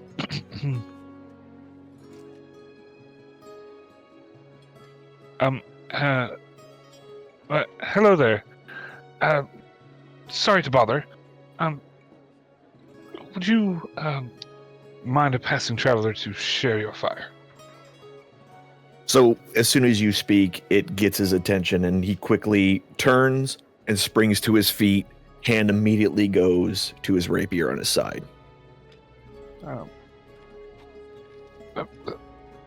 Well, don't be hasty now. We all have our ways of talking, and I'll slide aside to show a longsword at the hilt. Just an out-of-character note for the two of you. Neither one of you are wearing sigils, colors, anything that would distinguish you from one person or another.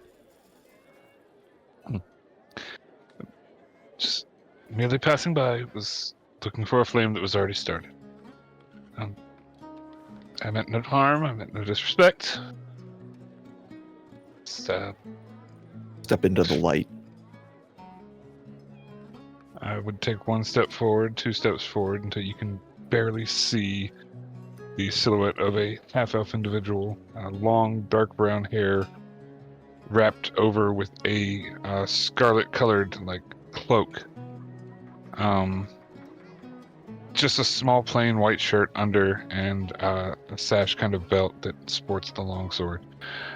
Very plain, very soft-spoken. Longsword or mace? Longsword in the hilt. Okay. Mace is in a bag over the shoulder. Got it. Okay. So you can see kind of like a backpack little satchel kind of over his shoulder, and a handle of something sticking out. Fair-skinned, blue eyes, about 5'6", roughly in height. Now, as you two are looking at each other, sizing each other up, there is an unmistakable cry, a howl of many wolves, and the howling seems to surround you from all sides. They're not with me, I promise. But I'm kind of reaching toward the hilt of the sword. Name. Friends and enemies alike call me Theo. You may do the same. So which one am I, Theo? If you A draw that friend or an sword, enemy?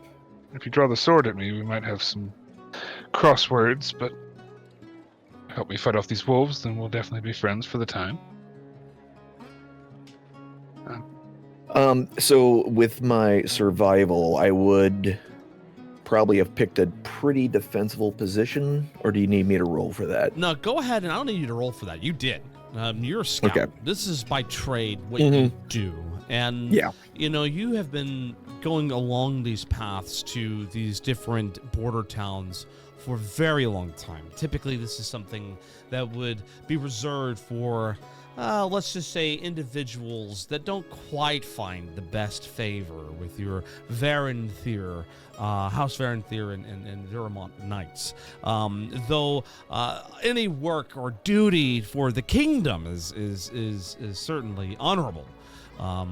You're used to working the borders. You're used to working the less savory jobs.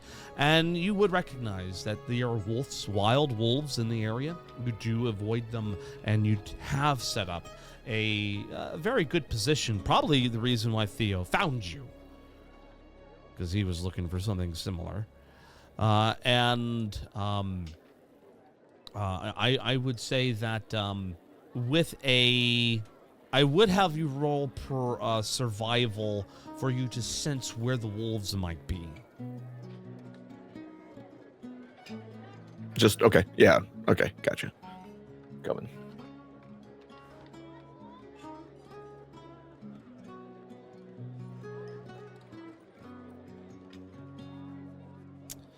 Wow, with that, you don't feel like the wolves are of any danger. You have heard these cries before, and it's always unsettling to hear them in the evening.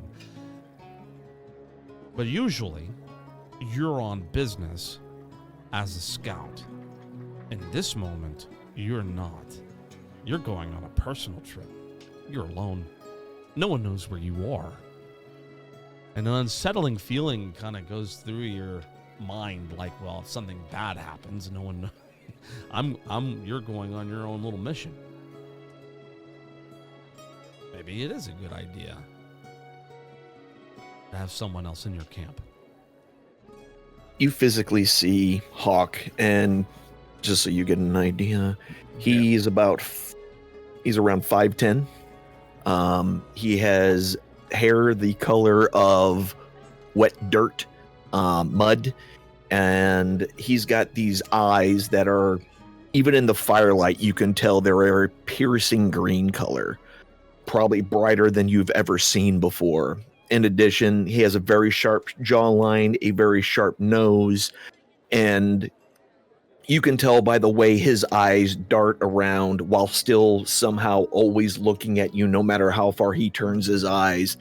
He is extremely well-trained in keeping an eye on everything going on around him.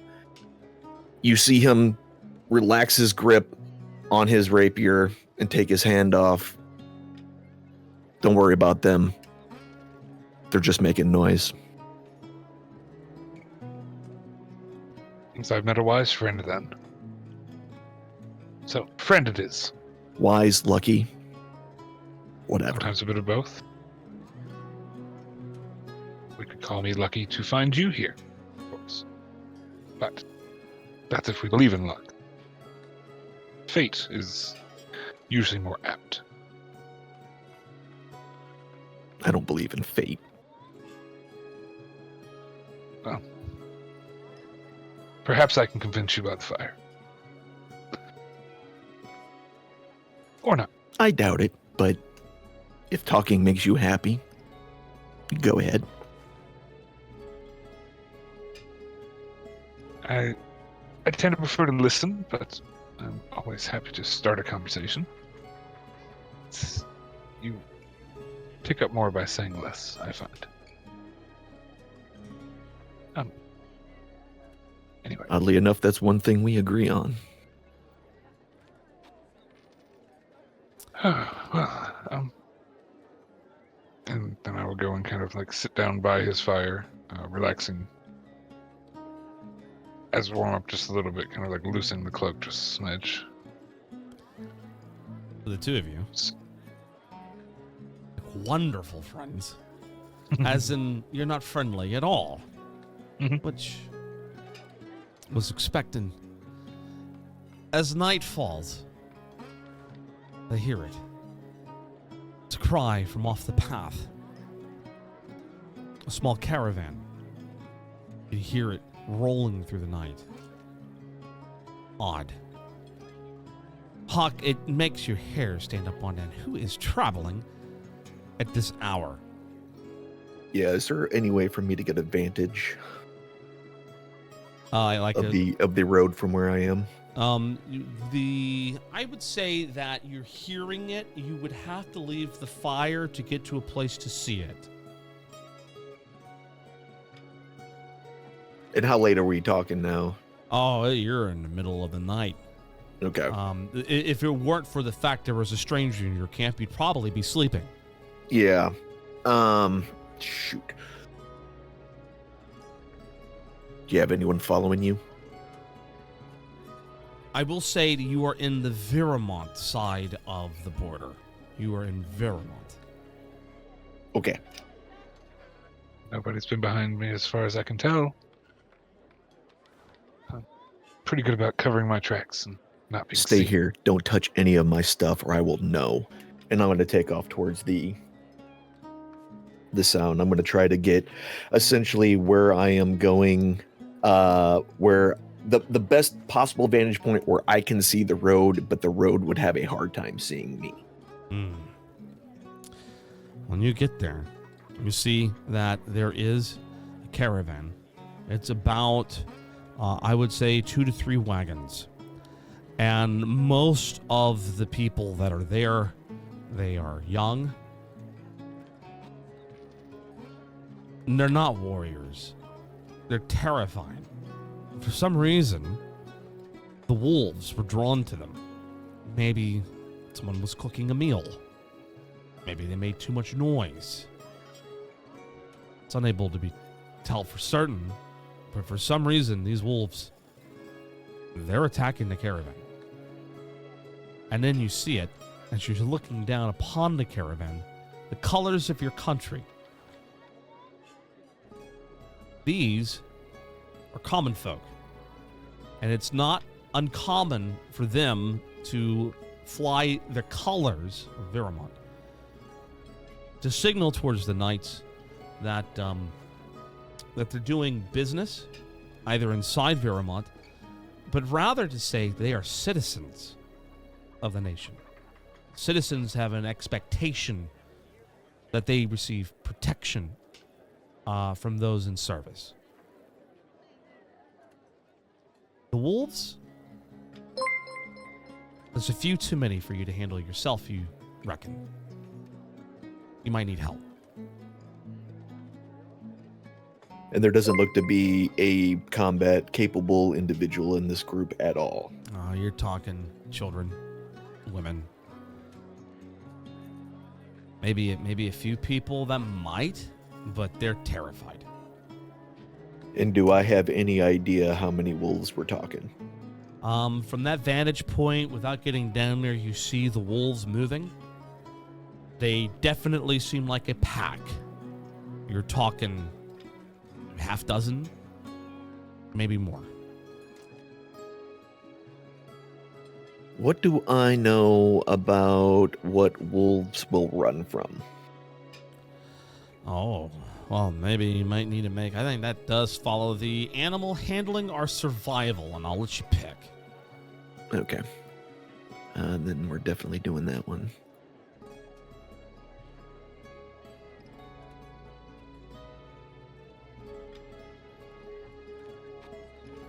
Oh, that is great. Oh. Swords and daggers work pretty good. Mm-hmm. That's what I figured. So how far away... do I have time to go back, get Theo, and get down there before... Do we have time? Theo's within calling distance. From your vantage point, you can still see the flame of your camp. Okay. Theo, remember those wolves?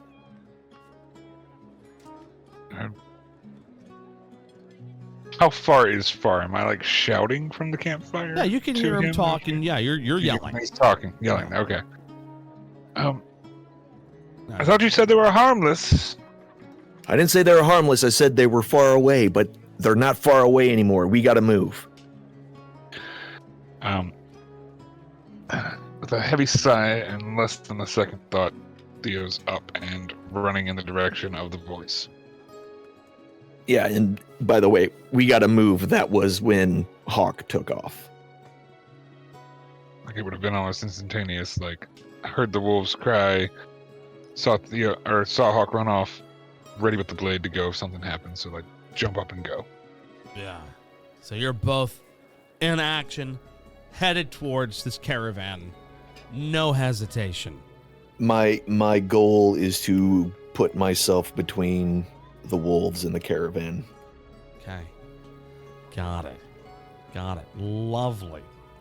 So, without breaking out the dice or doing a whole combat, two of you fight side by side. Clean, efficient. Theo's calm precision pairs disturbingly well with Hawk's brutal, almost prismatic instincts. Afterward, Theo helps a child up. Hawk might pocket a strange token. I'll let you decide whether or not you do. But when you do see this token, you recognize it as you try to help everybody clean up. And it's a medal from Viramont's third campaign. And it's very odd, because when you find this token, it wasn't on the ground. It wasn't how you would expect to see it, as like looted or plundered goods. It was fused to one of the wolves' ribcage.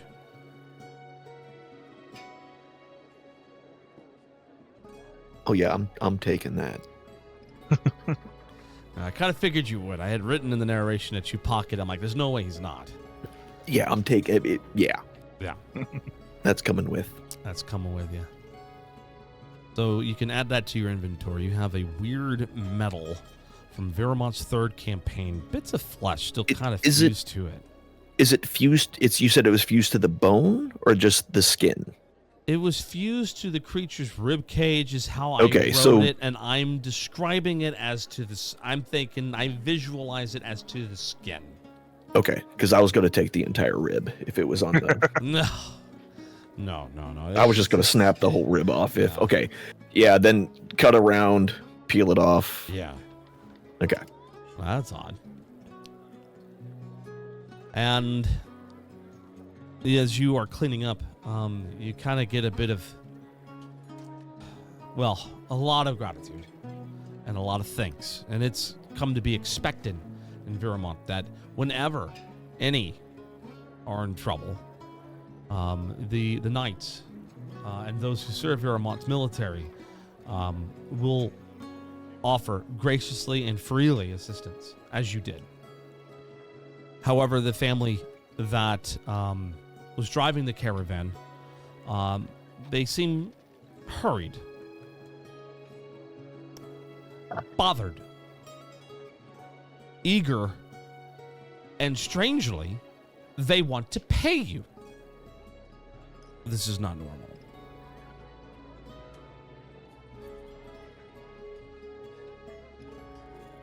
The gentleman who's conversing with you is an elderly man.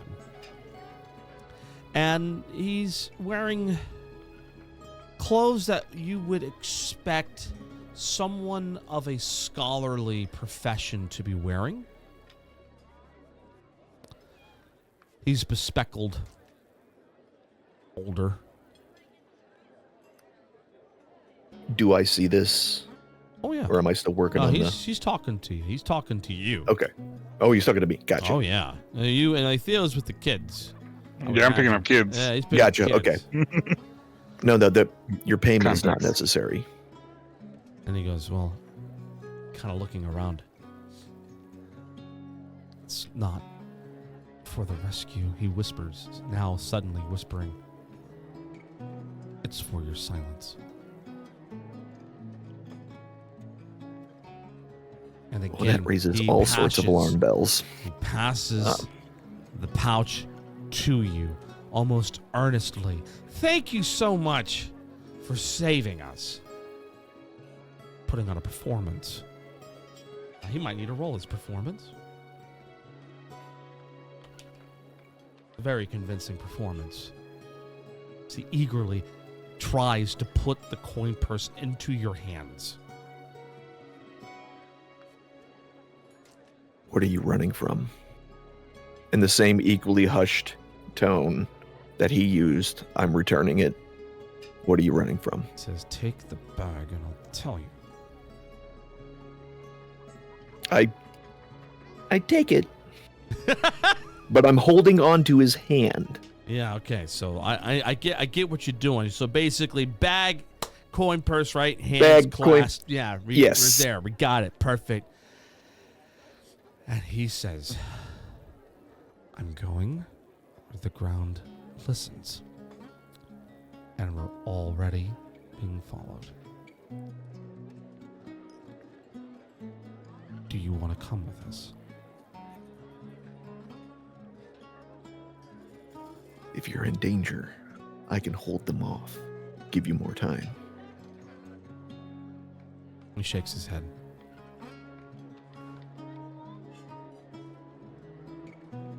Where are you headed to again? The Hollow. Crescent Hollow.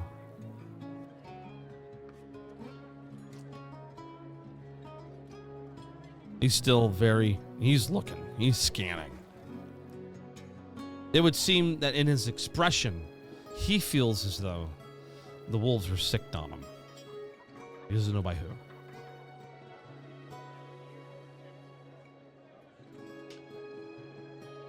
I told you I don't believe in fate. We'll go with. Just give us a moment. Actually, don't even give us a moment. Continue. We'll get our stuff and we'll catch up. He nods. And he turns his attention towards helping everybody get resettled. Hey, Theo, I think our job here is done. Let's just head back to camp real quick, okay? Makes no difference to me. Or then stay here. I'm going back to camp. I mean, I'm following you. I'm turning around a little kid that I've chopped up. Those big bad wolves won't hurt you anymore. It'll be okay from here on out. Oh, gee, thank you, go mister. along. Thank you so much. It's so good that all the Knights of Vermont are here to help us. Indeed. Indeed. All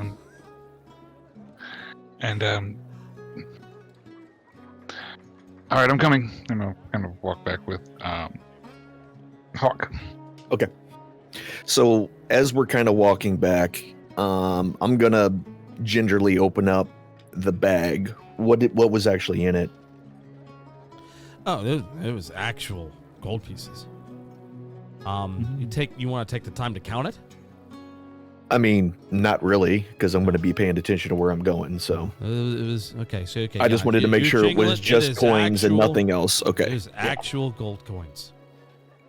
A knight of Veramont, eh? Well, you're just playing nice or playing along, or is that who you are?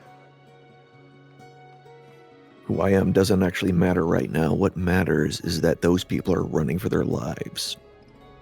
And they're going Say no more. somewhere where I'm going, and I'm going with them. So you can enjoy the fire,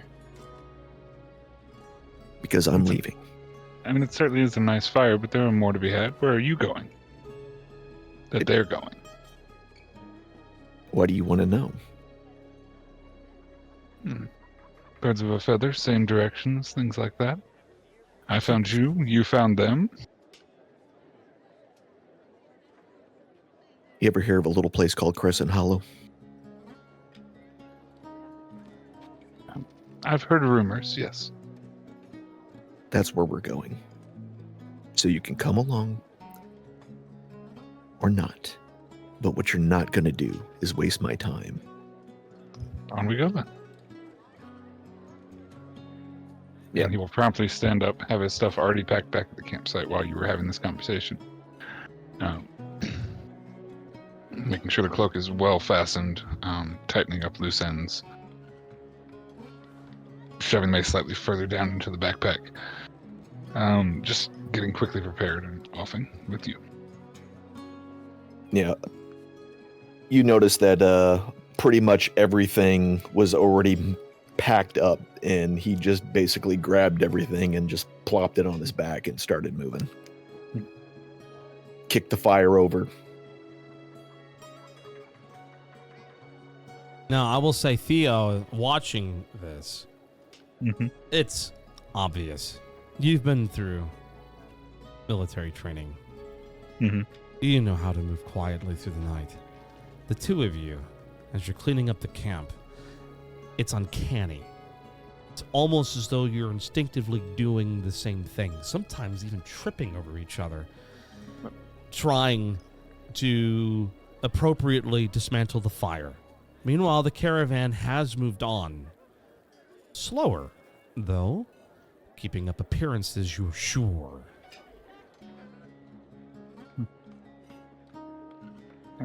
But eventually... Oh, go ahead. No, I was just saying, as we're kind of approaching, do you want to be right up with them? Do you want to stay behind in case something is tracking them or chasing them? How do you want to go about this? Hawk, was it? Yes, Hawk. Well, first off, I'm going to find out exactly where I can toss my bag, and then I'm just going to range.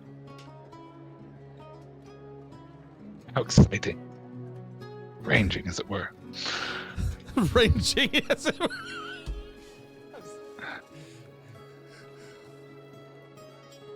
Very well. All right, so you're now traveling with the caravan. All right, well, interesting as it is, why travel together? These two, Hawk and Theo, they don't trust each other. But I think it's safe to say they respect how the other moves towards danger instead of away from it. I think that's safe to say. When you walk at the same pace. They leave questions unasked. And during the journey, they even sleep back to back. They don't say the word allies, but when the wind shifts wrong, the birds stop singing. They draw weapons at the same time. And that's enough. For now.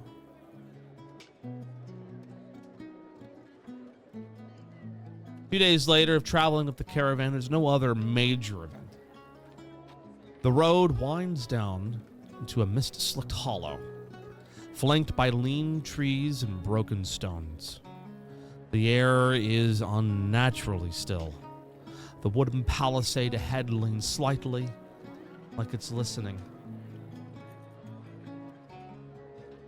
As the caravan goes to the gate, the two of you, realizing the success of your mission and having already been paid, bid farewell to the caravan leader. They seem satisfied, and they're happy to have made their arrival. As you two approach the gate, one in scout's leathers and the other in travel-worn armor, a figure steps from the shadow of the gatepost. Cloak stiff with dew, sword at his hip, eyes like flint. Oi! Name yourselves and your purpose here. I'm known by Hawk.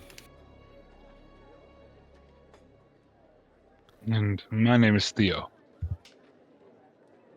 Theo Elmshadow. Oliver pauses. His expression changes. He stiffens slightly, studying Theo more closely. Elmshadow, you shouldn't be here. But indeed, here I am, so. Kinda shakes his head. Why, pray tell, should I not be exactly here? He looks quickly at Hawk and then turns his attention to you, and he begins to speak using certain words that you would recognize. Mm-hmm. Quiet ones tend to leave traces where they shouldn't.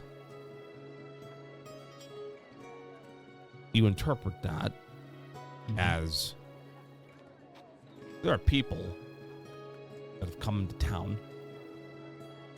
They're noticed. We don't know who they are. Mm-hmm.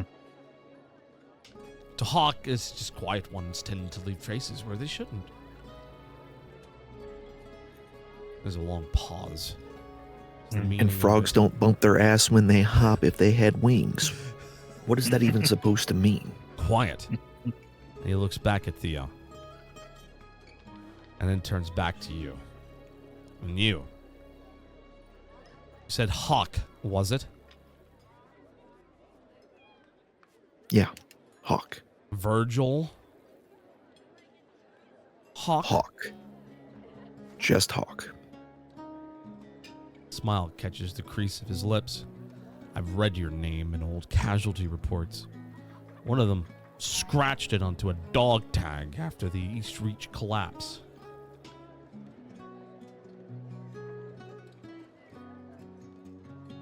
You have me mistaken for someone else.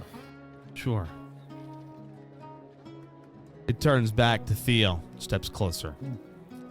This place, and he's whispering, this place isn't safe for your kind.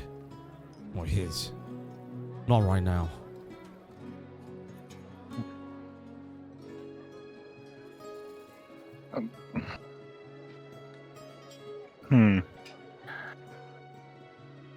Now, considering...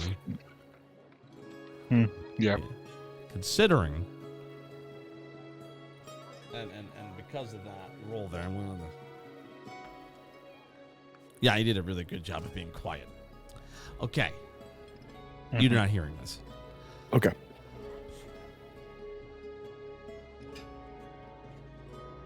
But he's warning you. Oliver's jaw tenses.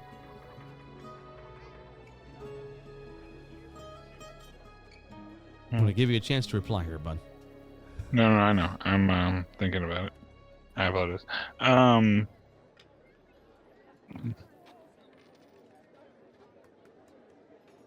It's not really safe for me anywhere, but I get your meaning. We will certainly tread lightly in these parts. But we too have to be here for, I don't know, look over to Hawk, something or other. Alvar puts a reassuring hand on Theo's shoulder and whispers, "Do you remember page 13? His eyes kind of open, And with that, he turns away. understanding. Yep. Turns away. I'll let you in, but tread carefully. Hollow ground doesn't stay quiet for long. He opens a side gate for the two of you to enter, one that's not through the checkpoints. There are heavily guarded checkpoints or through the caravan gate. You see people talking to the caravans that are coming and going, and you two, having a military eye, would definitely regard this as typical. This is routine.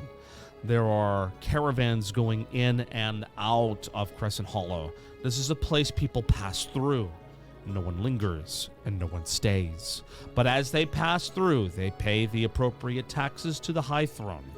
They do the appropriate checks, the customs checks between the two kingdoms to make sure contraband isn't going through. These types of checks go, and they're handled by agents of the High Throne. You would recognize, Hawk, that Captain Halvar, which I may not have role-played it, he would have introduced himself to you. Captain Halvar is overseeing the watch. It's his job to know who's coming in and out.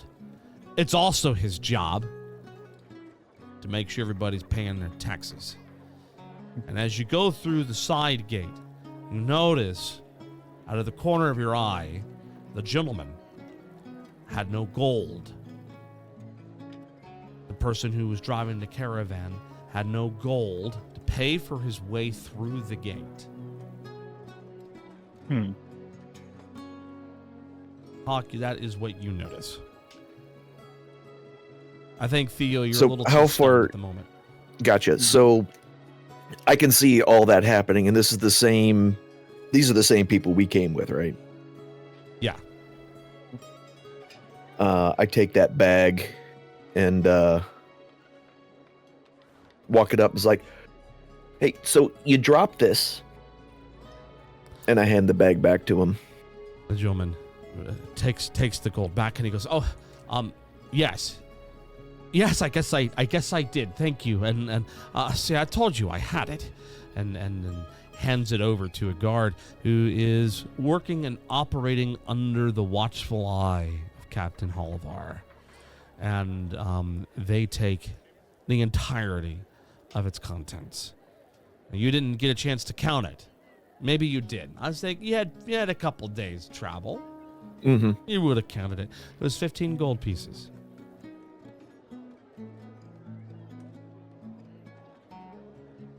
Does that seem high to you? So we want to run a history check to see what sounds high and what doesn't? I mean... Yeah, I mean, I can certainly roll them just to know. I guess You'd be surprised how many people be like, how much should eggs cost today? I don't know. Apparently it's $10 a dozen these days. Who knew? Mm-hmm. I don't think it requires much just to be kind of in the know, but I think, Hawk, you got a 20 on your history check, so that's good enough for me. Yeah, that's high. If you didn't know any better, it's almost like a shakedown. Normally, to cross through, it isn't 15. Normally, it's 5. In times of war, maybe 10. But 15, the whole bag. That is a bit egregious. There's guards everywhere, and making a scene might not be the best idea. So I look at one of the guard. So who we met at the front was... That was Captain Halvar. Mm-hmm. Okay. Captain, yep. So is the captain back there your commanding officer? So you're addressing the guard. Well, yeah. Oi! As these guys kind of talk the same way, they bark orders. Okay? Just step away from the caravan. Is this your business, or did you just find a bag? If you just found a bag, get on. Or maybe you'd like to pay taxes too. I'll go talk to the captain. Now all the guards kind of watching us. There's a scene. You want to go find Captain Halvar? No, I just said, I'll just go talk to the captain. That's all you and said? then I'm going to Okay. turn around. All right, so you're going to go back through the gate he told you to go through? Mm-hmm. Okay. Halvar allows it and says nothing. As passing Halvar through this gate, I'm just going to put a hand on his shoulder, still shocked. Thank you for keeping the flame covered. And move on. He nods. So after we get a little bit away from Halvar, earshot away, I'm gonna look at Theo and y'all in a book club or something? As he kind of holds up the journal. You could say that, yes. A very exclusive book club. But it's not about me, it's about why we're here. And we are here. Where we were meaning to go. Surprise. And as Yeah, you step through the surprise. door into Crescent Hollow and enter the town, in the far distance, you hear the tolling of a bell, so signaling your arrival to Crescent Hollow. Welcome, one and all, of our 6 party members. The Crescent Hollow, we are there. The gang's all there. We're ready to go for our Session 1 adventure, in which combat will be dealt with dice. It was wolves. It would have been fine. We would have been fine. 6 wolves, paladin, and a rogue with a couple children to act as fodder. Yeah, I think you were fine. Oh yeah, we would have been great. Yeah, you would have been just fine. By the way, at some point in that walking, just narratively for fun, I would have been complimenting how precise we were. Like, I imagine that fight goes down somewhere in the realm of blade, mace, blade, stab, smash. Oh, you guys, One wolf at a time. Like ran it's like a in unit. sync. Like yeah, it's you in ran sync. like Yeah. a unit. Yeah, no, you were both Like- clearly trained and instinctively, and that was the mutual respect that you two earned, I Mhm. think, for each other in that moment. Oh yeah, absolutely. All right. Well then, with all of that being said, ladies and gentlemen, that brings us to the end of our festivities today. When we come back on Wednesday, we'll begin our Session 1 because the bell beckons.